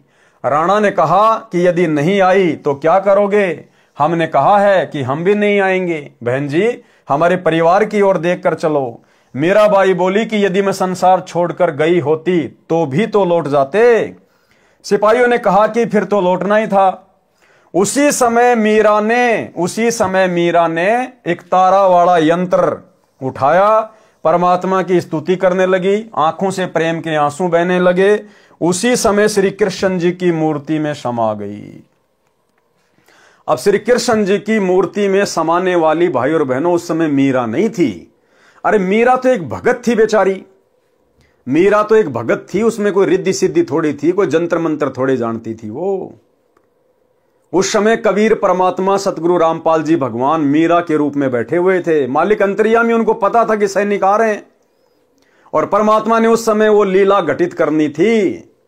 यानी आज आप और हमें ये विश्वास दिलाना था कि मीरा की आस्था, मीरा की श्रद्धा परमात्मा से उपदेश लेने के बाद भी थोड़ी थोड़ी श्री कृष्ण जी में थी। अन्यथा अगर मीरा भी मान लो अगर रिद्धि सिद्धि वाली हो गई थी और यदि उसने अपनी मर्यादा तोड़ दी और जादू जंत्र करके अगर श्री कृष्ण जी की मूर्ति में समा गई तो इससे भी यही सिद्ध होता है कि मीरा कबीर परमात्मा के उपदेश को फॉलो नहीं कर पाई, उनके ज्ञान को अच्छे से नहीं समझ पाई। मीरा की आस्था श्री कृष्ण जी से हट नहीं पाई। अन्यथा श्री कृष्ण जी की मूर्ति में समाने का क्या मतलब था? अपने परमात्मा का वैसे ध्यान करती रहती, जमीन में समा जाती। श्री कृष्ण जी की मूर्ति में समाने का क्या मतलब था? यानी गुरुदेव भगवान आप और हमारी आंखें खोलने के लिए कि मीरा कितनी अच्छी आत्मा थी, कितना संघर्ष किया, परमात्मा उसके कितना साथ थे।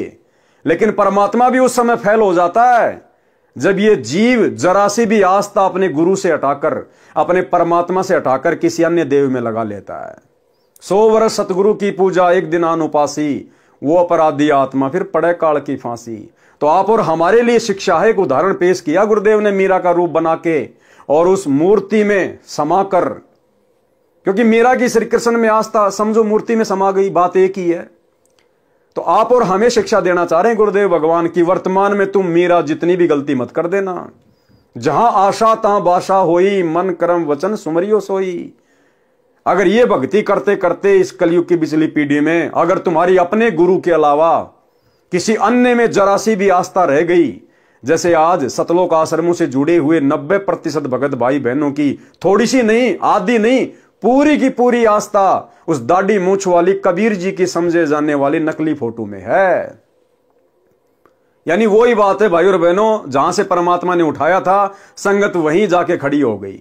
पहले देवी देवताओं को छोड़ने को तैयार नहीं थी, अब उस दाढ़ी मूंछ वाले कबीर जी की मुर्दा फोटो को छोड़ने को तैयार नहीं है। अब क्या करे भगवान? परमात्मा समझा ही सकता है, रो सकता है, प्रमाण दे सकता है, सीना फाड़ के नहीं दिखाएगा कि मैं कबीर हूं तुम्हारा गुरु। तो ये तो हमने तत्व ज्ञान को आधार बनाकर ही समझना पड़ेगा।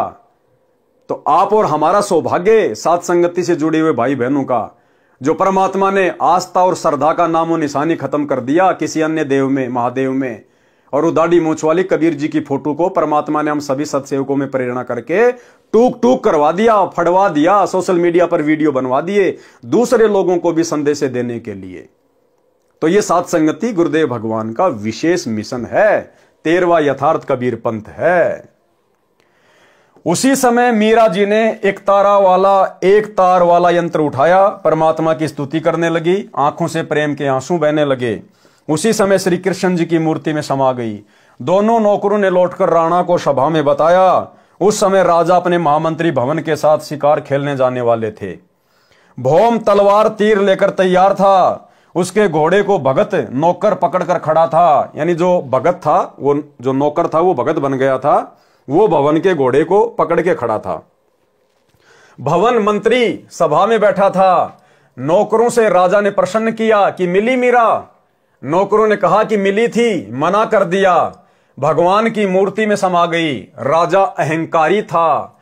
उसने कहा कि बाहर जाकर चरित्रहीन हो गई होगी, मुसलमान खत्म कर लिया होगा, इसलिए धरती में गड़ गई। जब जानता वो संत थी, ऊपर आकाश में स्वर्ग में जाती।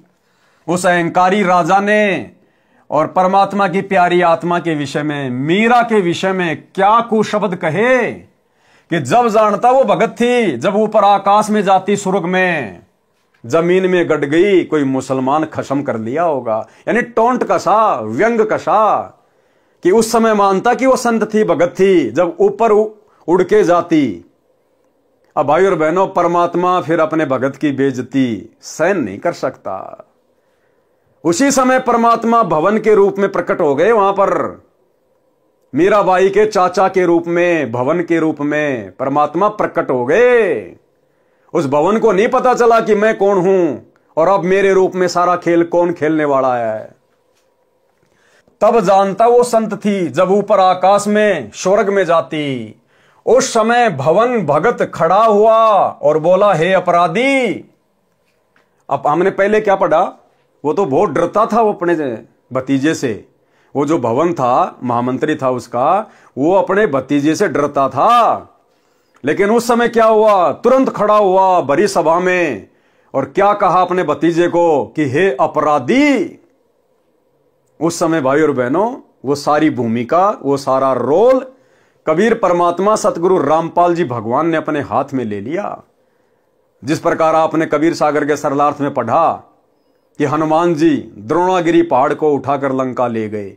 गुरुदेव ने क्या बताया, वो उठाता हुआ हनुमान दिखाई दे रहा था, लेकिन सूक्ष्म रूप में हनुमान जी के हाथों के नीचे हाथ किसने दिए? इसी कबीर परमात्मा सतगुरु रामपाल जी भगवान ने। तो इसी प्रकार वो बोलता हुआ तो भवन दिखाई दे रहा था, लेकिन उस समय वो रोल कबीर परमात्मा सतगुरु रामपाल जी ने अपने हाथ में ले लिया। उसी समय भवन भगत खड़ा हुआ और बोला, हे अपराधी, उस देवी के लिए ऐसे कटे जले शब्द ना बोल। यदि वह ऊपर चली जाती तो भी तूने नहीं मानना था, तेरा पाप नहीं मानने देता। मैं जा रहा हूं स्वर्ग में, देख ले। भौम सबके सामने घोड़े पर सवार हो गया, तलवार भी हाथ में थी। घोड़ा ऊपर को उठने लगा तो नौकर रोने लगा कि मालिक, मैं कैसे अकेला इस अन्यायी के राज्य में रह सकूंगा, मुझे भी साथ ले चलो। यूं कहते कहते नौकर भगत ने घोड़े की पूंछ पकड़ ली, वह भी घोड़े से लटक कर ऊपर चल दिया। घोड़े, जूतों व गुलाम सहित भवन स्वर्ग गया। ये सारा खेल कबीर भगवान का, कबीर परमात्मा का। ये सारा खेल भाई और बहनों पूज्य गुरुदेव भगवान का। अब आगे आपको पता चलेगा कि भवन बेचारा कितना दिल का कमजोर था और कितना भय मानता था अपने भतीजे से। और भवन कैसे घोड़े पे चढ़कर स्वर्ग चला जाएगा, और क्यों जाएगा भाई भवन स्वर्ग में? वो स्वर्ग की भक्ति कर रहा था क्या? वो तो कबीर परमात्मा की भक्ति कर रहा था। हमारे को तो स्वर्ग में जाना ही नहीं। लेकिन परमात्मा ने यहां फिर यह साबित किया मीराबाई की तरह कि भवन की आस्था भी स्वर्ग में थी, उसकी आस्था भी श्री विष्णु जी में थी। भले नाम रविदास जी से ले रखा था, भले मंत्र ये वाले जाप करता था, लेकिन आस्था मूल ज्ञान के अभाव में, भक्ति के कंप्लीट कोर्स के अभाव में उन आत्माओं की आस्था अपने उन्हीं इष्ट देव में रही। कोई श्री कृष्ण जी को मानता, कोई शंकर को मानता, कोई माता जी को मानता। इसलिए परमात्मा ने आप और हमें शिक्षा देने के लिए ये उदाहरण पेश किया कि उनकी आस्था पूर्णतया परमात्मा में नहीं बनी थी, और जिसको टारगेट मान के वो भक्ति कर रहे थे, परमात्मा ने वहीं उनको पहुंचा दिया स्वर्ग में। और उस अहंकारी राजा के सामने इस प्रकार की लीला दिखा के परमात्मा ने उसको भी भरी सभा में नीचा दिखाना था कि हो सकता है इस अन्याय का थोड़ा बहुत अहंकार टूट जाए। यूं कहते कहते नौकर भगत ने घोड़े की पूंछ पकड़ ली, वह भी घोड़े से लटक कर ऊपर चल दिया। घोड़े जूतों व गुलाम सहित भवन स्वर्ग में गया। विशेष एक नित्यानंद जी महाराज गांव माजरा जिला रोहतक में जटेला तालाब पर साधना किया करते थे।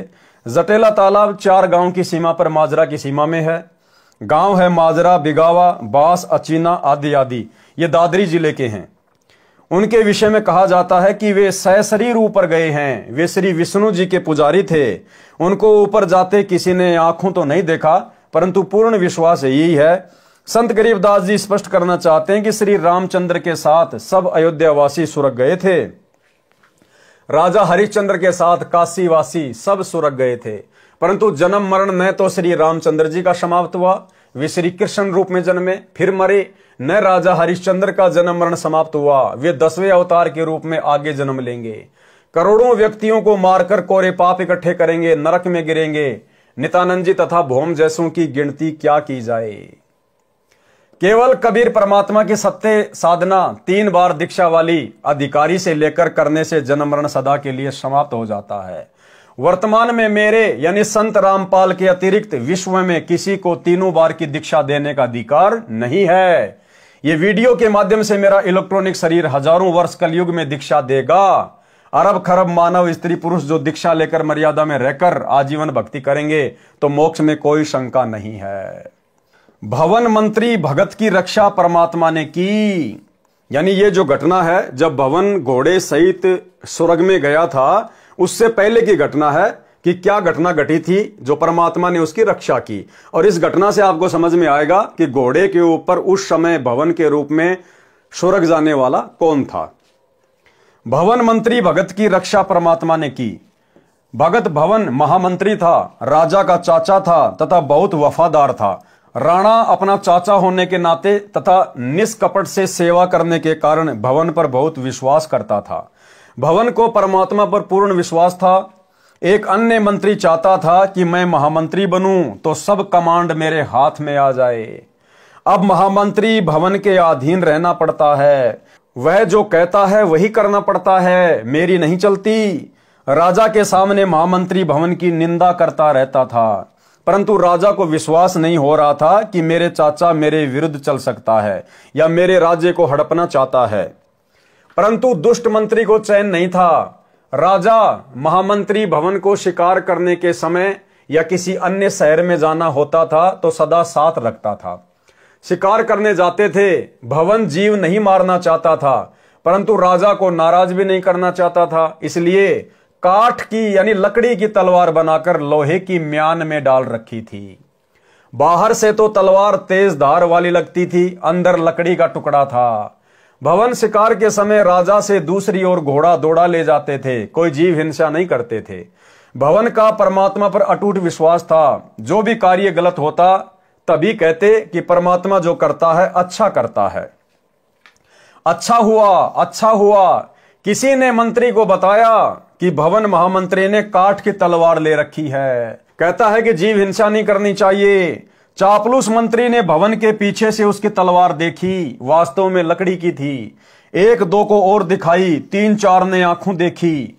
चापलूस मंत्री ने सबसे कहा कि भवन अपने भतीजे को मरवाना चाहता है, स्वयं राज्य चाहता है। भाइयों, मेरे साथ राजा के पास चलो। मंत्री अपनी मंडली को लेकर राजा के यहां पेश हुआ। सबने एक सुर में कहा कि राजन, हम आंखों देख कर आए हैं, भवन आपका रक्षक नहीं है, आपको धोखा दे रहा है, काठ की तलवार ले रखी है, आप स्वयं मंगा कर देखें, हम पर विश्वास ना करें। देखो भाई और बहनों, जब भगत की नीयत सच्ची होती है ना, अब भुवन ने वो काठ की तलवार क्यों रखी? अपने भतीजे को मरवाने के लिए नहीं, उसका राज्य हड़पने के लिए नहीं। भगत की ठोकर पर रहता है राज्य। भगत राज्य का भूखा नहीं होता, थूकता भगत इंद्र के राज पे भी। भवन का मकसद था कि जब इसके साथ मैं शिकार पे जाता हूं तो मेरे हाथों से कोई जीव हत्या ना हो जाए, परमात्मा की मर्यादा ना टूट जाए। इसलिए वो काठ की तलवार रखता था कि अगर राजा के सामने अगर किसी जीव को मारना भी पड़ गया तो काठ की तलवार मारूंगा तो जीव मरेगा नहीं, बेहोश हो जाएगा, फिर उठ के भाग जाएगा। इस प्रकार से वो काठ की तलवार रखा करता था। लेकिन उस महामंत्री को मौका मिल गया, उसको किसी ने बता दिया, महामंत्री ने अपनी आंखों देख लिया, 2-4 को और दिखाई उसकी तलवार उसके पीछे से, और राजा के वहां जाकर चुगली खा ली कि ऐसे ऐसे आपका चाचा आपको मरवाना चाहता है, काठ की तलवार रखता है। तो राजा ने सबको बुला लिया, सबकी तलवार चेक करने के लिए, और भवन भी सभा में आ खड़ा हुआ, भवन को पता नहीं। और जब राजा ने कहा कि सब अपनी अपनी तलवार चेक करवाओ, किसकी तलवार में कितनी धार है। अब भवन क्या करे बेचारा, बीच से निकल के जा नहीं सकता। अब हक्का बक्का रह गया कि भाई आज तो तेरी मृत्यु निश्चित है, ये दुष्ट आज तेरी गर्दन काटेगा, आज ये तलवार चेक कर रहा है और तेरी तलवार तो लकड़ी की है। तो भाई और बहनों, जब परमात्मा देख लेता कि भगत की नीयत सही है, तो परमात्मा फिर अपने भगत को मरने नहीं देता, उसकी बेइज्जती नहीं होने देता। सो छल छिद्र मैं करूं अपने जन के काज। राजा ने कहा कि यदि भवन की तलवार काठ की मिली तो सबके सामने उसकी गर्दन काट दूंगा। राजा ने सब मंत्री तथा महामंत्रियों को आदेश दिया कि दूसरे शहर में जाना है। सब अपने अपने अस्त्र शस्त्र लगाकर आधे घंटे में तैयार होकर ड्योढ़ी द्वार पर हाजिर हो। सब अपनी अपनी तलवार व अन्य शस्त्र लेकर ड्योढ़ी द्वार पर खड़े हो गए। राजा आए और बोले सब मंत्री महामंत्री तथा अन्य अंगरक्षक अपनी अपनी तलवार लेकर एक लाइन में खड़े हो जाएं। ऐसे ही हो गया। राजा प्रत्येक के पास जाकर कहे कि अपनी तलवार की धार चेक कराओ, तुमने धार ठीक से बनवा रखी है कि नहीं। यानी डायरेक्ट तो अपने चाचा को कह नहीं सकता, तो उसने ये बहाना बनाया। सबकी तलवार लोहे की थी। जब भवन का नंबर आया तो भवन को लग रहा था कि चंद मिनटों का जीवन शेष है, परमात्मा को याद कर लूं। भवन ने देखा कि आज बात बिगड़ गई है, अब ये दुष्ट तेरी गर्दन काटेगा। तेरा तो थोड़े बहुत समय का जीवन है, जब तक नंबर तेरा नहीं आता तलवार चेक करने का। और आंखें बंद करके अपने भगवान को याद करने लग गया। अब सोचो भाई और बहनों, अरे जो भवन घोड़े सहित नौकर सहित और अपनी रिद्धि सिद्धि शक्ति से स्वर्ग में जा सकता है उड़ के, क्या वो काठ की तलवार को लोहे की नहीं बना सकता था अपनी रिद्धि सिद्धि से? तो अब आपको समझ में आ जाना चाहिए भाई और बहनों कि उस समय भवन के रूप में वो लीला किसने की थी, घोड़े पर बैठकर स्वर्ग जाने की। राजा प्रत्येक के पास जाकर कहा कि तलवार की धार चेक कराओ, तुमने धार ठीक से बनवा रखी है या नहीं। सबकी तलवार लोहे की थी। जब भवन का नंबर आया तो भवन को लग रहा था कि चंद मिनटों का जीवन शेष है, परमात्मा को याद कर लूं। भवन परमात्मा का नाम जो गुरुजी से ले रखा था जाप करने लगा। आप और हमें एक और शिक्षा दे रहे हैं गुरुदेव भगवान, जब कभी कभार तुम्हारे सामने भी इस प्रकार की परिस्थिति पैदा हो जाए, तुम्हारे को कुछ भी समझ में ना आए, तो उस समय फिर अपनी तिगड़मबाजी को छोड़कर अपना दिमाग इधर उधर दौड़ाने के बजाय, और जो सुमरण दे रखा है गुरुदेव भगवान ने, अपने परमात्मा में ध्यान लगा देना चाहिए। कोई विशेष संकट आता दिखाई दे, कोई परेशानी दिखाई दे, तो उस समय सुमरण ही हमारा हथियार होना चाहिए, सुमरण ही हमारा सहारा होना चाहिए। फिर परमात्मा आपत्ति को टाल देता है। भवन परमात्मा का नाम जो गुरुजी से ले रखा था जाप करने लगा। राजा ने कहा कि महामंत्री तलवार म्यान से निकाल। भवन को पता ही नहीं चला कि कब तलवार म्यान से बाहर निकली, वह तो अंतिम श्वास ले रहा था।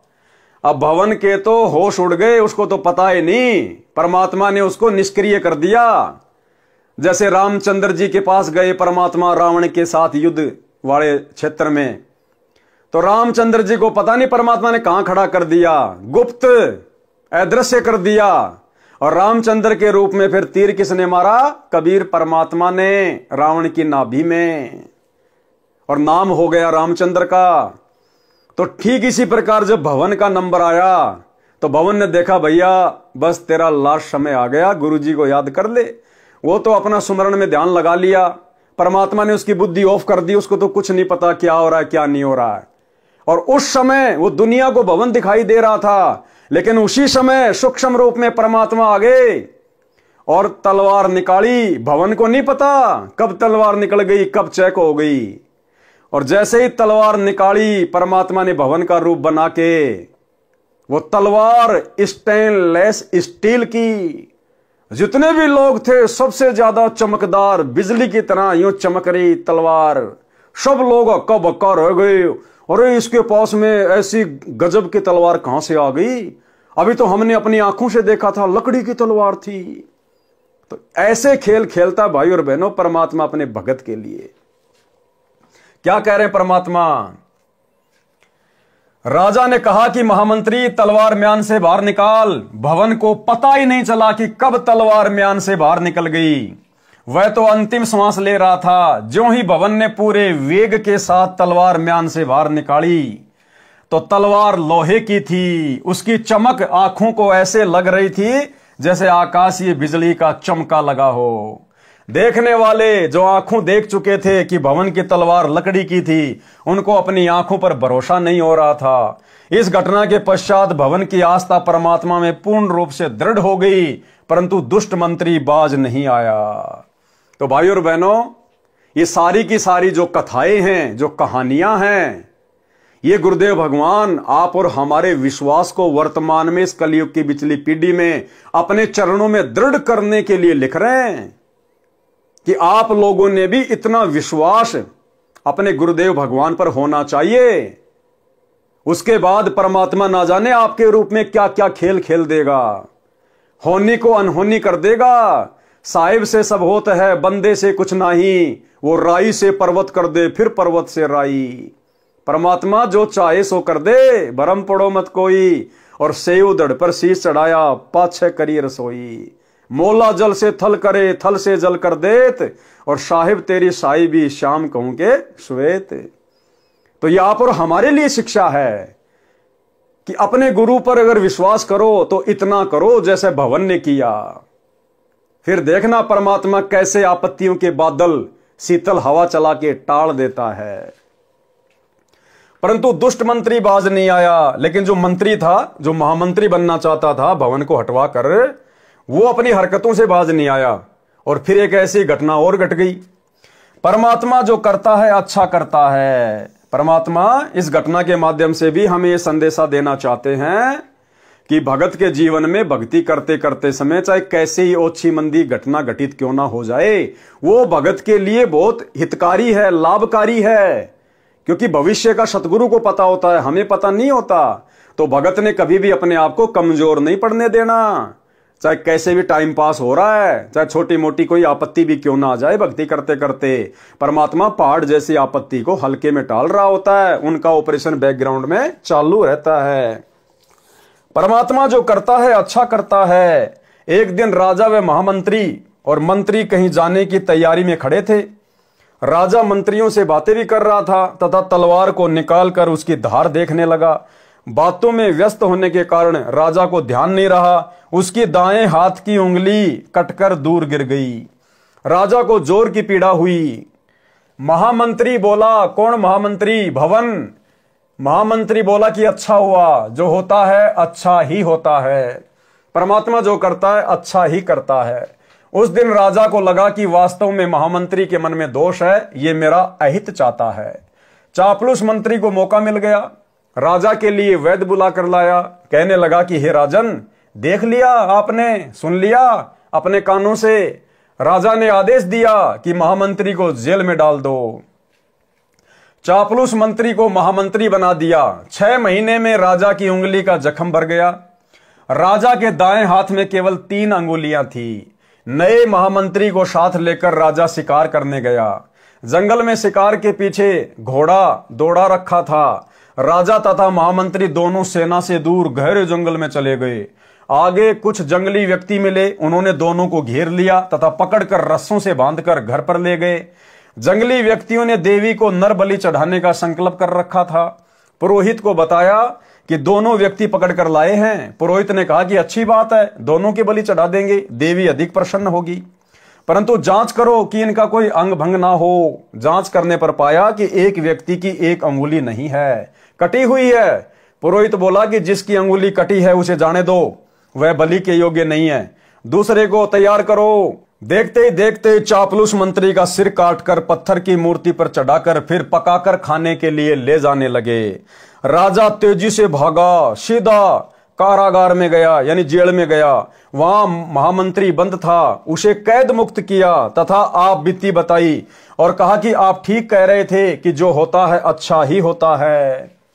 यदि उस दिन मेरी उंगली न कटी होती तो आज मेरी मौत होती।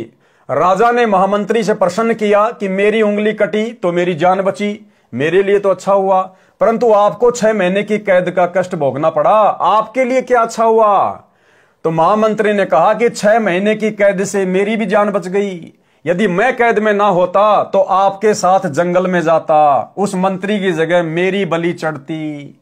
राजा ने अपनी गलती की क्षमा याचना की, उसे अपना पुनः महामंत्री बनाया। यानी जो परमात्मा करता है भगत के साथ में वो अच्छा ही होता है। देखो, जगत वालों को तो जैसे उनके जो कर्म हैं उस हिसाब से उनके साथ घटनाएं घटित होंगी। सतगुरु के शरण में आने के बाद भगत के साथ यदि कोई घटना घटित होगी तो फिर परमात्मा उसकी परीक्षा के लिए, उसके विश्वास को बढ़ाने के लिए या पहाड़ जैसी आफत को परमात्मा हल्के में टाल रहा होगा। तो हमने केवल विश्वास के साथ अपनी भक्ति पर लगे रहना होता है। आत्मज्ञान बिना नर भटके, यानी मीराबाई के साथ क्या घटना घटित हुई जब वो राणा की नगरी को छोड़कर वृंदावन को जा रही थी। आत्मज्ञान बिना नर भटके। आत्मज्ञान क्या होता है? मैं कौन हूं, क्यों जन्म रहा हूं, क्यों मेरी मृत्यु होती है, मरने के बाद कहां जाऊंगा, इस मनुष्य जीवन का क्या मकसद है, ये सारी बातें हैं आत्मज्ञान। जब बहन मीरा जी घर त्याग कर जा रही थी तो रास्ते में कुछ व्यक्ति एक गुफा के द्वार के सामने बैठे थे।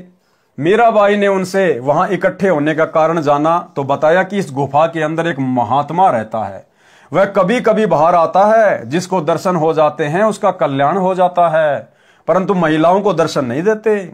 मीराबाई ने कहा कि मैंने तो सुना है कि पुरुष तो एक परमात्मा ही है, अन्य तो शरीर बदलकर स्त्री पुरुष बनते रहते हैं। यदि कोई दूसरा पुरुष पृथ्वी पर है तो मैं उसके दर्शन करके ही जाऊंगी। महात्मा का विशेष सेवक था, केवल वह गुफा में जा सकता था। सेवक से महात्मा पता कर लेता था कि कोई स्त्री तो बाहर नहीं बैठी है। सेवक ने बताया कि एक साध्वी आई है, वह कहती है कि मैं तो दर्शन करके ही जाऊंगी।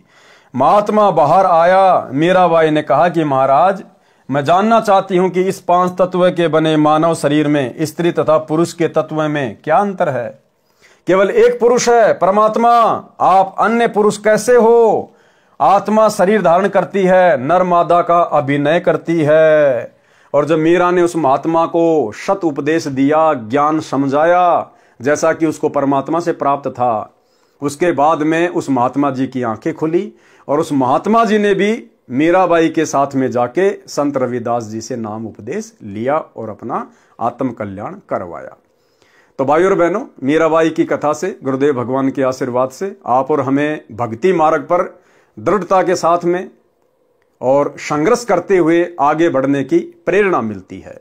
और इसी प्रकार से हमने इस कलयुग की बिचली पीढ़ी में इन तमाम कथाओं से शिक्षा लेकर अपने आप को कमजोर नहीं पड़ने देना है, क्योंकि हमारे बैकग्राउंड में, हमारी पीठ पीछे समर्थ कादर भगवान, सतगुरु रामपाल जी भगवान लोहे की तरह खड़े हैं, लोहे की तरह। अगर मर्यादा में रहकर इस भक्ति मार्ग पर टिके रहे तो भाइयों और बहनों, आज के वीडियो में केवल इतना ही। कल रात्रि 8 बजे सभी भाई बहन फिर से लाइव जुड़िए एक नए वीडियो के साथ में। तब तक गुरुदेव भगवान आप और हम सभी को आज्ञा दे, इजाजत दे, आशीर्वाद दे। बंदी छोड़ सतगुरु रामपाल जी भगवान की जय हो।